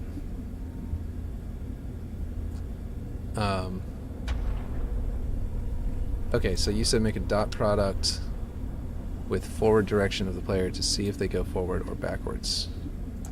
So I'm actually not sure what you mean by dot product for a moment here. Okay. Players, you can see get player is...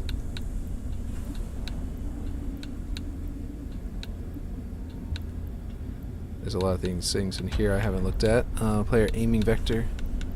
So I can get which direction you're pointing. And if I did that, I could base it off the vector of the ladder itself, the ladder object itself. So anytime someone grabs the prefab and puts it into their own map and turns it, I could make it know which way the thing is. But just skip the dot product for now. Yeah. So you'll refine it later.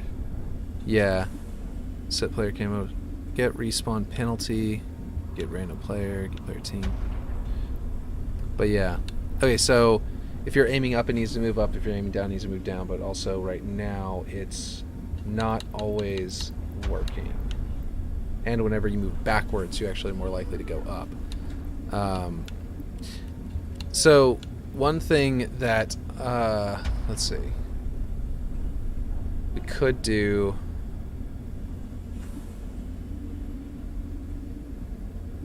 Is there a get player movement, like maximum movement speed or something? Like, get player... Because that would be a great thing to just add in and make that your Z movement.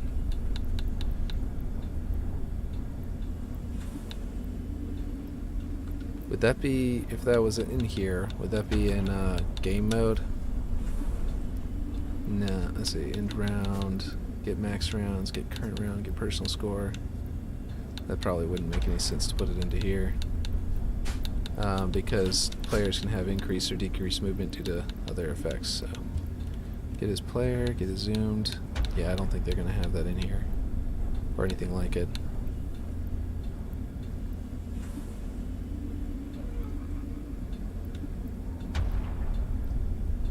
Okay. Oh. No. I was thinking maybe detecting if they're airborne or not would help. But yeah, let's see. I think it's... Okay, I forget where we were because I stepped away and my brain lost it. So we're going to see... I'm going to have to actually see what's going on here again. So we were looking at the fact that it works a bit. I think I need to... Okay. I am going to save it as a prefab again and put another one on top. Or just duplicate it. I suppose I could just do that. I don't need to save it as a prefab yet. Duplicate, and that might actually make it to where snapping works properly.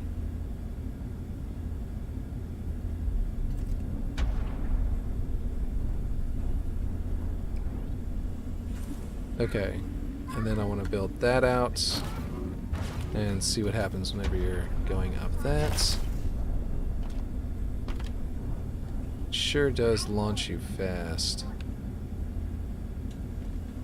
Okay, so the 10 is definitely, like, to get it started, that's what the 10 movement was definitely required for that.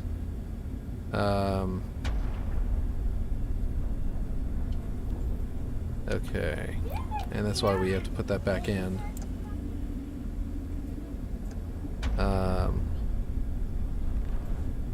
That's right here. I couldn't remember that that's what I was in the middle of testing and figuring out because I had just stepped away. Still going to print this number to the kill feed, but I'm probably going to print the one over here after this result to the kill feed. If I can. Yeah, there it goes. Okay. Okay, so we're going to add all this back in. This can go here. Go branch. And if true, continue. No, I want to print the number of the kill feed first, so this is going to get a little messy looking because of the strings, the lines. It's going to get all tangled looking, but I'm just trying to see how this works out. if I do this. Oh, right, and this needs to be cleared. Get the length, operand A, result to Z, and only do all this if it is, if A is larger than B, and B needs to be, let's see, probably a variable. I'll just grab a number and put it in there for now. We're gonna max out your upward momentum to, let's see, I saw that 15 was launching you pretty fast. 10 was doing okay. I'll try something like 5 for now, but I really wish that I could get a value from the game mode to find out what the player's movement speed, like base movement speed is, so I don't have to just eyeball a number here. I ended up putting 5.1. Anyway, let's see.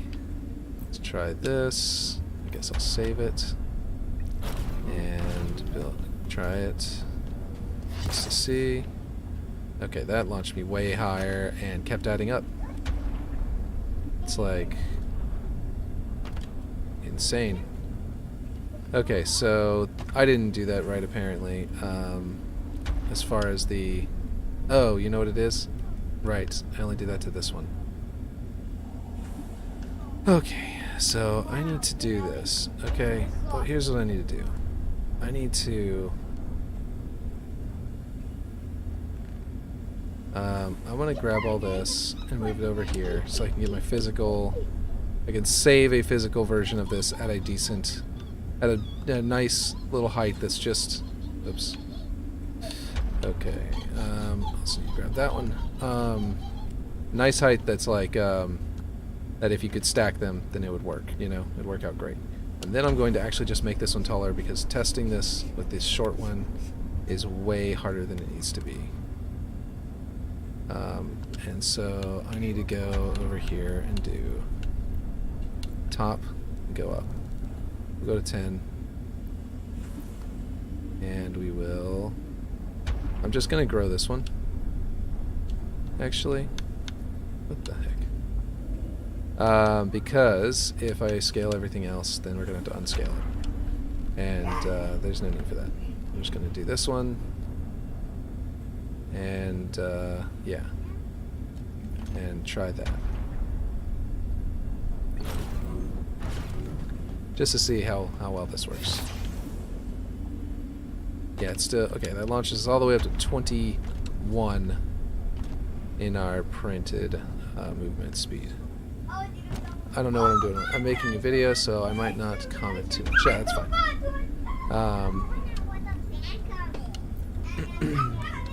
That's very, you've been very helpful already. Okay, let's see. So I've got X and Y going in here, and Z is empty. I guess I'll drop the 0 here just to be sure, even though I think pretty sure that defaults to 0. That gives us our vector length. Get our vector length, put that into operand A, and add operand B, which is 10. And then we send that number up here for print number to kill feed, which is good. And then we send that up here to operand B, or I mean operand A. And we say if A is bigger than B. Oh. No, yeah. If A is bigger than B, then we do this. So if it's not bigger than B, it shouldn't be applying. Which means... Wait. Oh, I'm dumb. It's supposed to be if A is smaller than B. Ah. That's why. Okay. It only should function if it's less than 5. But we're adding 10, so it's never going to be less than 5. So that doesn't make any sense. So I'm going to edit this so we can take off that 10 and make it different. We're going to make it 3. and just see how that works.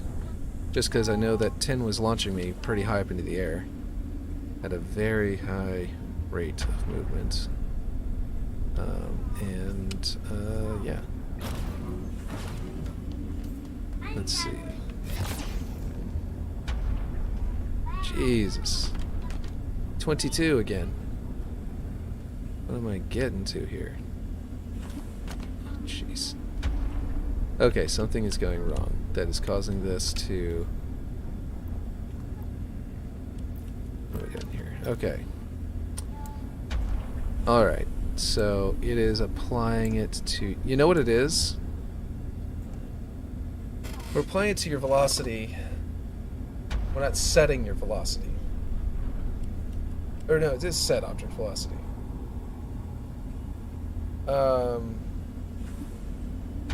No. Okay, so why is this happening? We're not dropping... Oh. I see what's happening. We're getting the object velocity, the player's velocity, and we're getting this velocity, and I'm putting it into get vector x-axis value. Oh, this is dumb. And I'm getting your x and y, and I'm applying it there. And then I'm adding all this to, obviously, back to your regular vector so that you don't lose your horizontal movement. It doesn't just like zero out your horizontal movement. But, look, we have your vertical movement included with that. We didn't remove vertical movement from the set object velocity operation going to the get vector axis value and in the vector 3. So... Duh. Of course, we need to do this again. Down here, we can copy these, paste them again, put them right here, break this connection, go here, and go there. We only want to add your new vertical... Yeah, game dev moment. Exactly. Yeah, you want to add your new vertical to your old horizontal, but not your new vertical to your current vertical, because we're looping now. That's why it worked so well before we added the in seconds, and then it started launching us like a freaking cannon, is because it did it more than once, but then before that it only did it once. So, okay. That's why it looked so weird after that. Okay, this should make it way better, and then I need to tune things. Okay, so it's kind of making it better, but I tuned it down too much. Now I tuned down all the numbers too much because I was like, why is it launching me? So I tuned everything down. But we don't need that. We need to now edit this and bring it back. I'll bring it back to 10 for now. We'll tune it up slowly. And then, of course, we will... Why is it not letting me... Oh, because I'm in the node thing. And then make this... I don't know.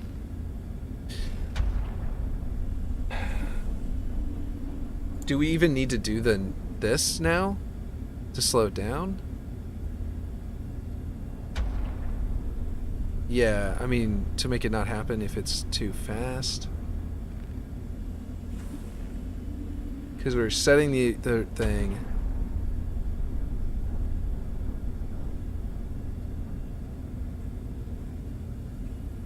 In fact, do we even need to do... Oh yeah, we do need the length there. Yeah, okay. Yeah, so we're checking... This right here is filtering out... No, let me close that. This here is filtering out vertical movement for our new vertical movement. And turning your horizontal movement into your new vertical movement. And then we're adding 10 to it. And then this is filtering out Z now. So we don't need to filter out... We don't need this anymore because we don't need to... Well, we do need this. We don't need this anymore because we don't need to... yeah, we don't need to filter for Z twice. We just need to do it once now. So this shouldn't be necessary. And we can break this one just so that it's not attached. And we can print number to kill feed. And I can move it back over here so it'll look nice again. And we can get this out of there. So all this is probably going to be deleted in a minute because I think that this is correct. Build it out.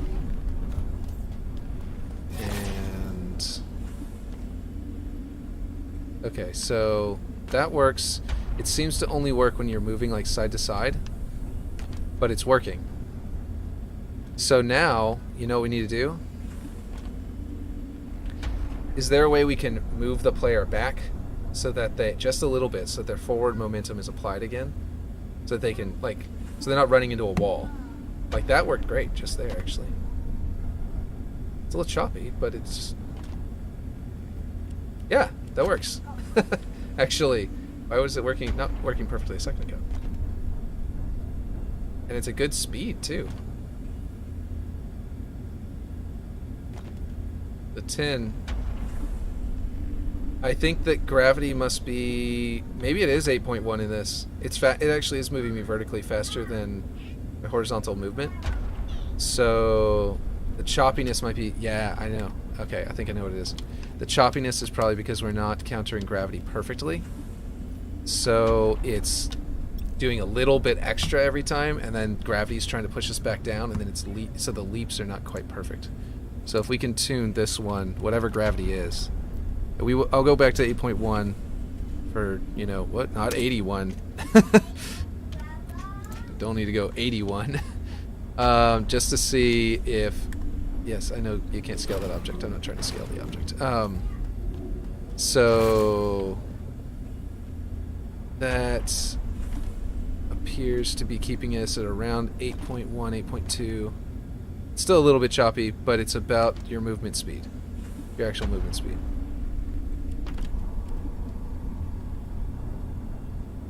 It's a little like I said, it's a little choppy, but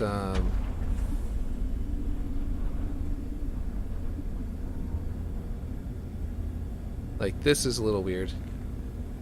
I wish, I mean, I could temporarily set your gravity to 0 or 10% or whatever the lowest value is, and that would make this jitteriness not happen. And then as soon as you leave the field, it would put your gravity back to normal.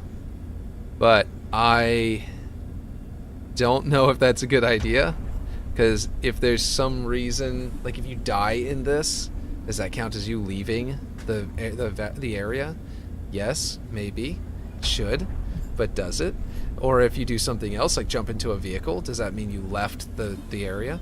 Yeah, probably. Again, but we know that, so it might create a whole bunch of bugs and stuff like that, where you can get into a ladder and then do something specific and turn your gravity to 0 and then be zeroed gravity for the rest of the match, and that would not work. But that's something we can potentially just try and see if any new problems occur, because I think that if we do set your gravity to really low, to 0, then or 10 or whatever the lowest percentage is, then we could we won't need to add anything to it. We could just do your vertical movement or your horizontal movement. Like this could be just gone, and that would be amazing, assuming it works. So, but we can definitely delete these. I know there's a player gravity one because of that other deal. Let's see. Oh, I'm in a thing. Okay, here we go. Players. Let's see. Okay, get is, there's a set player, camo, teleport player. What happened to player gravity? It was in the leaked build, I guess, was the one that the guy made the, that thing I was looking at off of. Set player, team, respawn penalty. Oh man, did they not?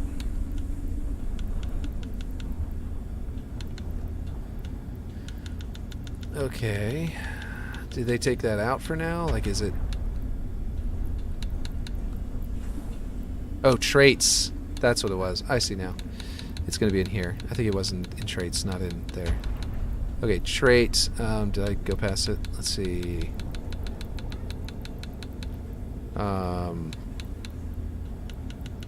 Shield, player, gravity. That's it. There we go. It is in trait set. Yes, you got it. Yeah, I think I found that probably right as you were hitting into there. And traits are the worst thing ever. Oh, are they? I mean, yes. I imagine they are, because you have to like set them and then unset them and do all sorts of nonsense. Like, I'm sure that there's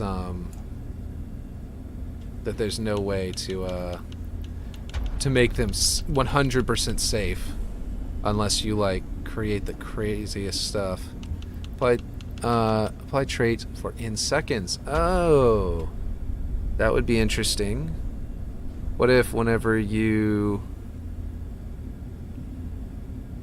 Okay, I could, every time that this loop occurs, I could apply the trait for 0.1 seconds, right? And then it'll loop again and apply the trait for 0.1 seconds again. And what that would do is, as soon as you walk out of the area, it will either time out on its own, or, you know what I mean, like that should work. Apply trait set until death. So even if you get into a warthog or get into anything else, there should be no way to stop this from happening, because it's only going to be set for in seconds. So we've got the trait. Player, what is identifier? Is that the trait? Is that where we connect the trait? So I don't know how to make the trait. What is identifier? Enter a new value.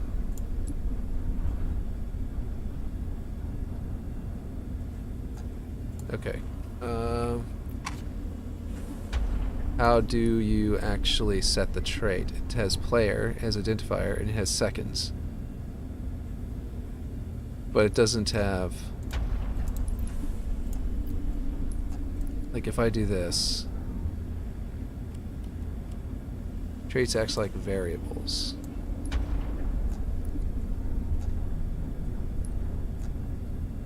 First declare trait. Player trait, gravity, scalar, and give it trait attributes. So there we go. So player gravity is at 0. Obviously, our player is our current player, and our seconds. While I wait for you to maybe give me a little more info about that, is we'll do 0.1 seconds. And to apply it, you use that apply trait node and give it the identifier of your declared trait.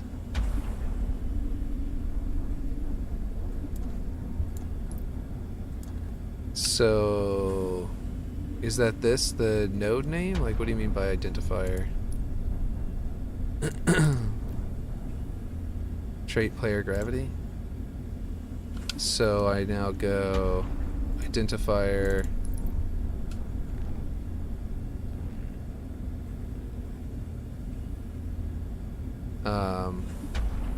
inputs. Let's see, identifier, and I type it out? Like, what do? I had a declare trait node. Oh, I have to, okay, trait player gravity is not the declare trait node. I understand now. Declare trait set. Okay, cool. Trait. Oh, okay. I see what you're saying. Yeah, I see what you're saying now. Okay. The identifier. And I can do, a variable. Okay, so to make this simple, so I don't have to type it in every single time, I want to go to variables basic, identifier, which would probably just be a text one. Plug it in here and plug it in over here, and then I want to name the identifier, node name, value, here we go. Then we'll do ladder gravity trait.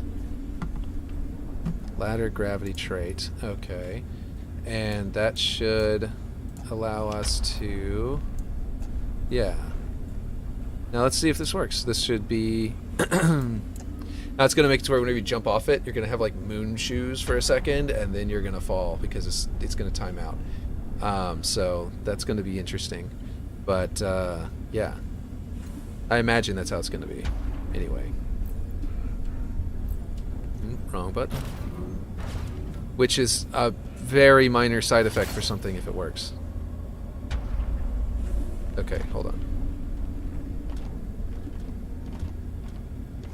Okay, what the heck is going on?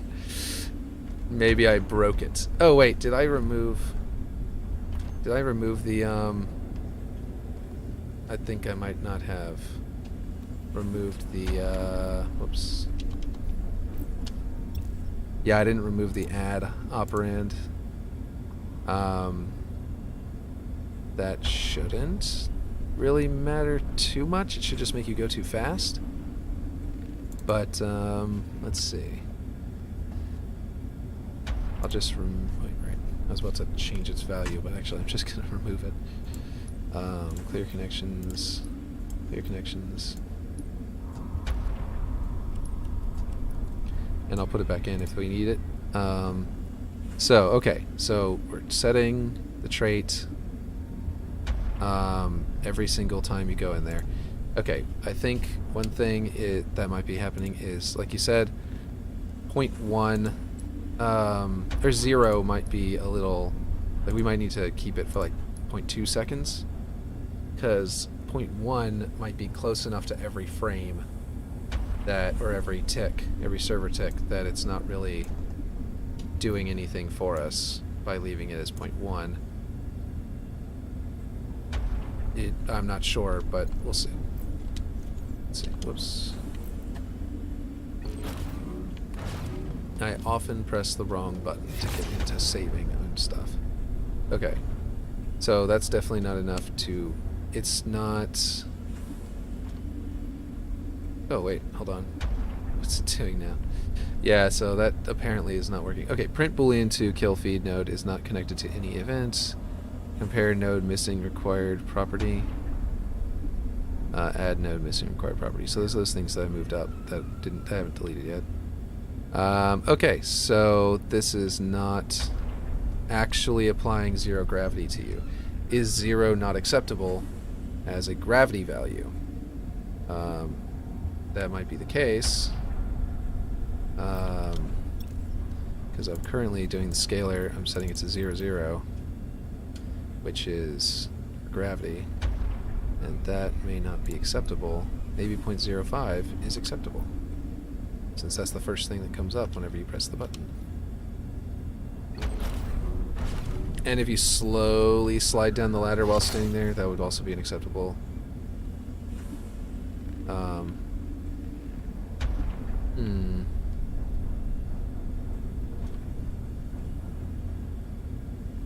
And now I'm at 0 vertical movement, and I'm moving really weirdly. The gravity is definitely turned really low. No, well, it's acting weird.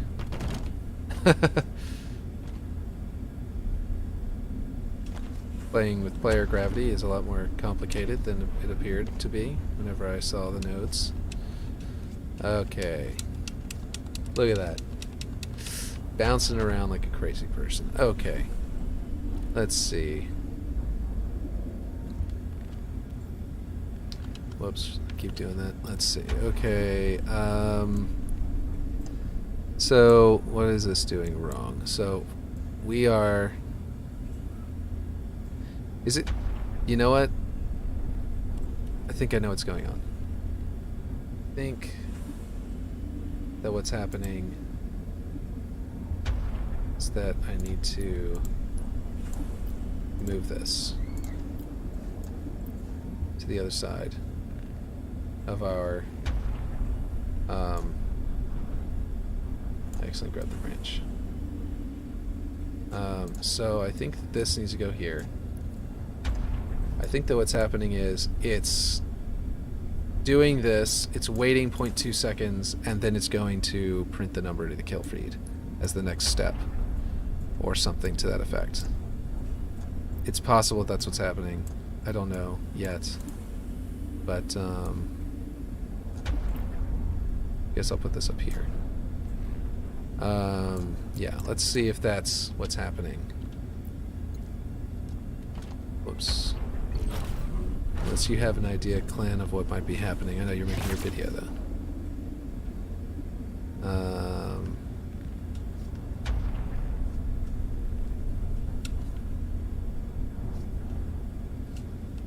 It's definitely moving me around in really weird places, in really weird ways, and I'm not sure why. Oh, wait. I know why it's messing with my jump. It's because I'm setting the vertical momentum, and I'm zeroing out the player's current vertical momentum. Ah. I see. So I don't need to zero out the player's vertical momentum. I need to make it no more than whatever the normal jump height momentum is, which I don't believe is something that is variable. It's always set. Like Halo's jump height, jump speed, jump velocity is set. So if I can figure out what the jump velocity is, then that would, then I can still apply the jump and not make it mess it up. It's only messing up because I'm jumping. I see.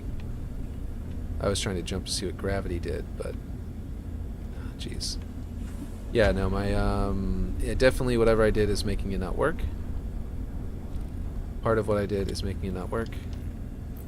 And I suspect it might have something to do with removing this, because I was confusing myself before. Clear. Put that there, put that there. Let's try this again. But if this is the setup. So I think the trait for some number of seconds. So that's definitely climbing up again. What is it doing now, though? It's way more choppy than it used to be. And it might be because I did the gravity.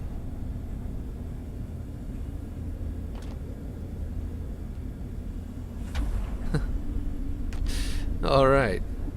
So we've got, let's see. Alright, now we're just basically trying things.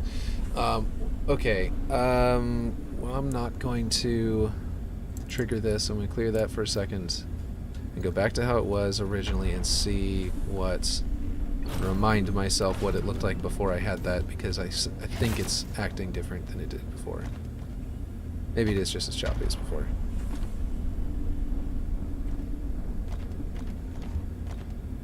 I think the value shouldn't exceed 10, and I think that the problem is that it's getting to 15 sometimes, but also sometimes it's just 0, 0, 0, 0.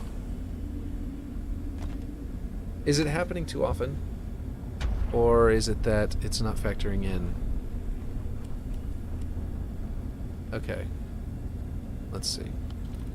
Here's an idea. What if we only... Okay. So I was zeroing out your previous movement, which is not what we want to do. We do want to keep your momentum up because it's making it bounce around a lot. But like the moment you stop moving, it like goes really fast. It like chops around really fast. So we don't want to zero it immediately. I think. Right? Okay. What we want to do is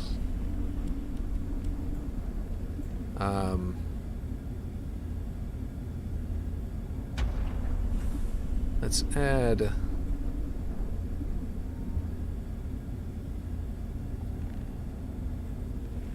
okay, let me see.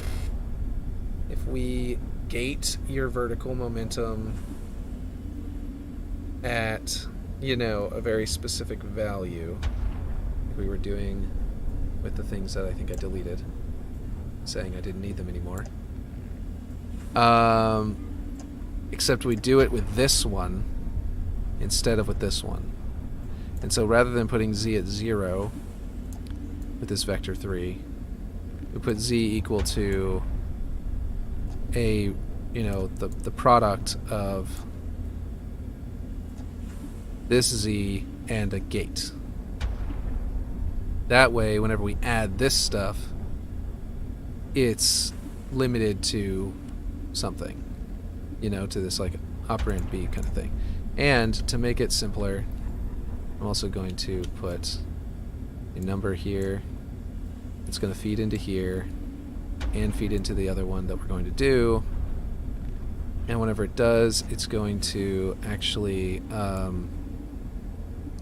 it'll be you know, that way we can change just one number instead of two, whenever we want to, whenever we need to.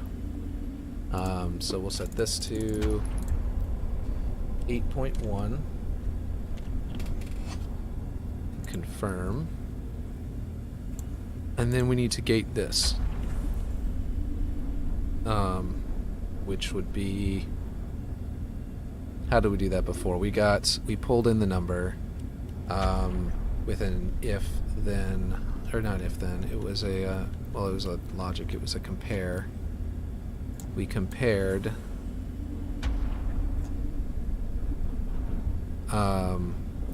Z, we'll compare Z and our number. It's getting a little tangly up in here. And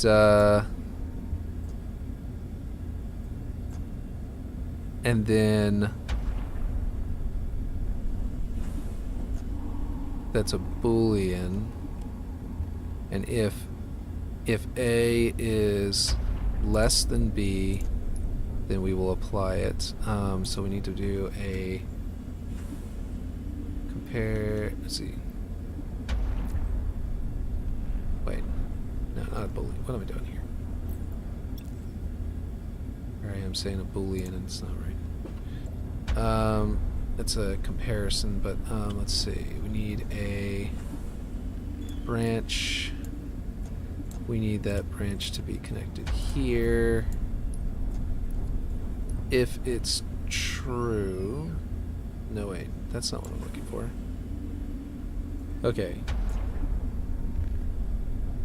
If A is greater than B... See, this is just going to interrupt everything else. That's not, we don't want it in this line. Right.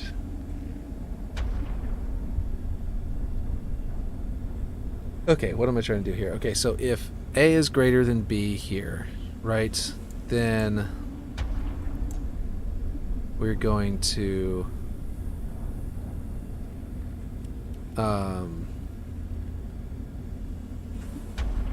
actually, would this work? What am I doing here? How is this going to play out? Okay.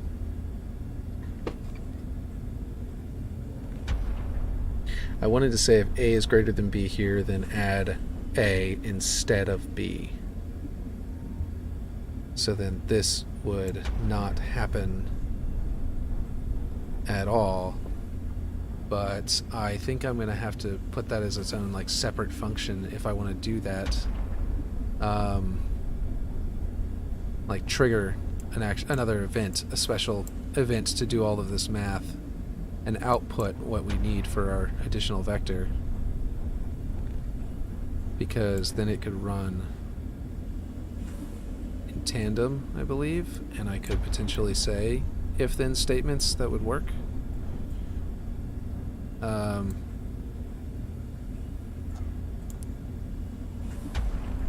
Let's see.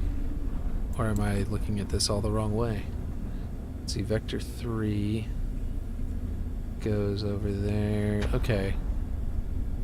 So this will make it to where if our Z is higher than our gate, then it'll basically stop applying your increased velocity. And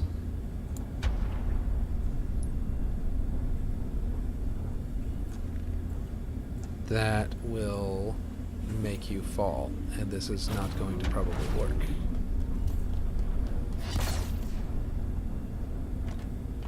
Yeah, see, that just... I don't understand what just happened at all there.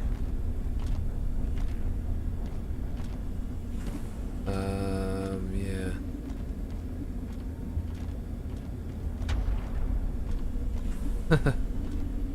I'm not doing anything with the joystick right now, it's just bouncing around. Okay. So, think I need to keep it to the simpler version for now or something, because I have no idea yet. I don't know, let's see.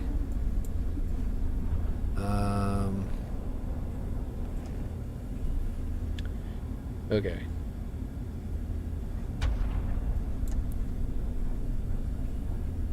Alright. I think I lost track of what I was doing, and that is the problem. So if true, this is going to go through, if the player is a player, and then this is going to go through if the, if A is higher than B, which, and A is your z-axis value of your vector. And that is what was making it choppy before, and it is doing so again, and there's no way to... See, I don't want to do an if-then statement here. I want to compare... Let me see.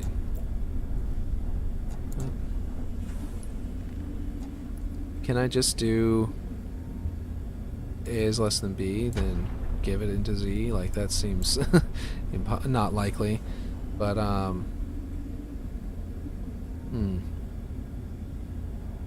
because this is literally just comparing these two numbers with a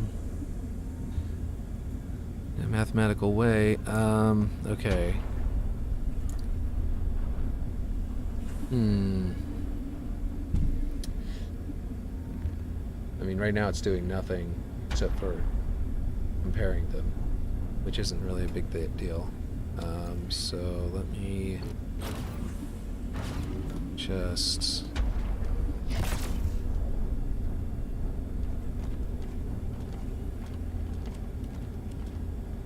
Okay, is part of the problem because I'm standing on top of something while in the field? Because if that's the case, then that is a silly issue to be doing all this work just to avoid. Let me move the ladder for now.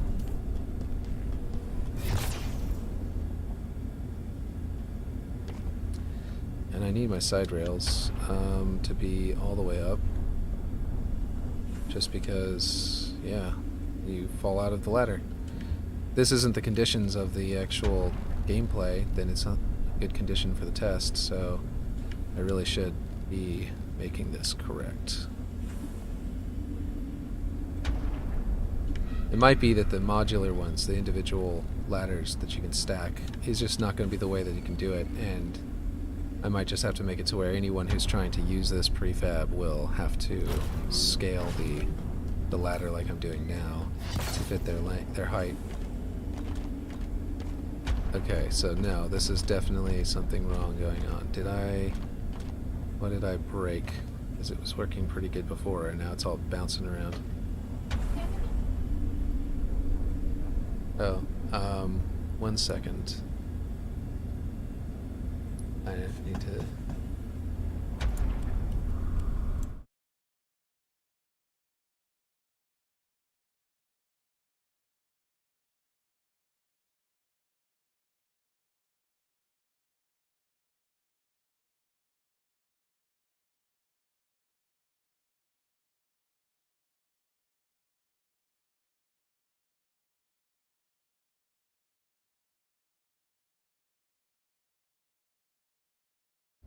Okay, so yeah, so my wife is needing to use, she's working from home, and she's needing to use the internet's network to download something very big for her work.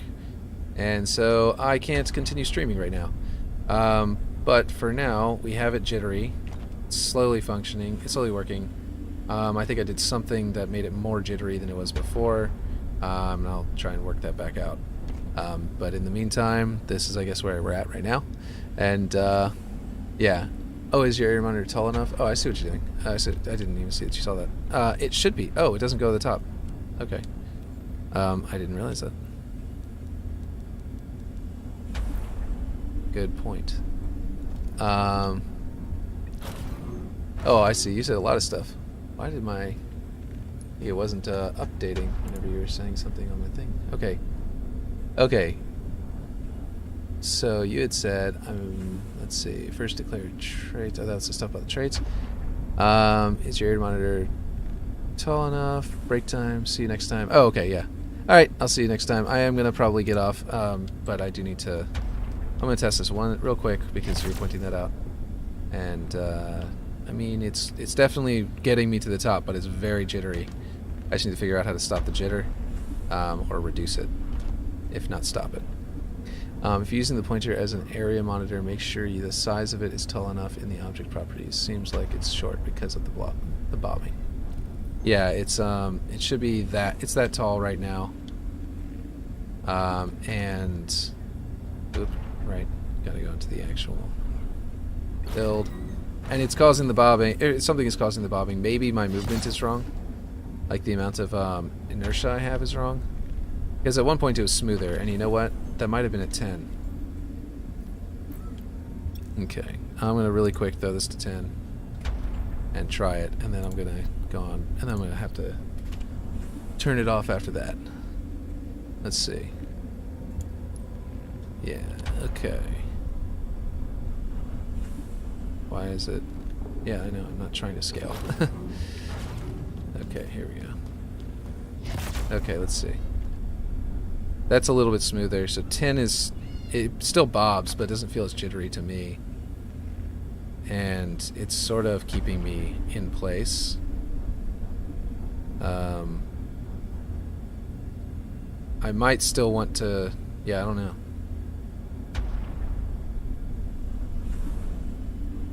Yeah, so I'll see about turning off gravity.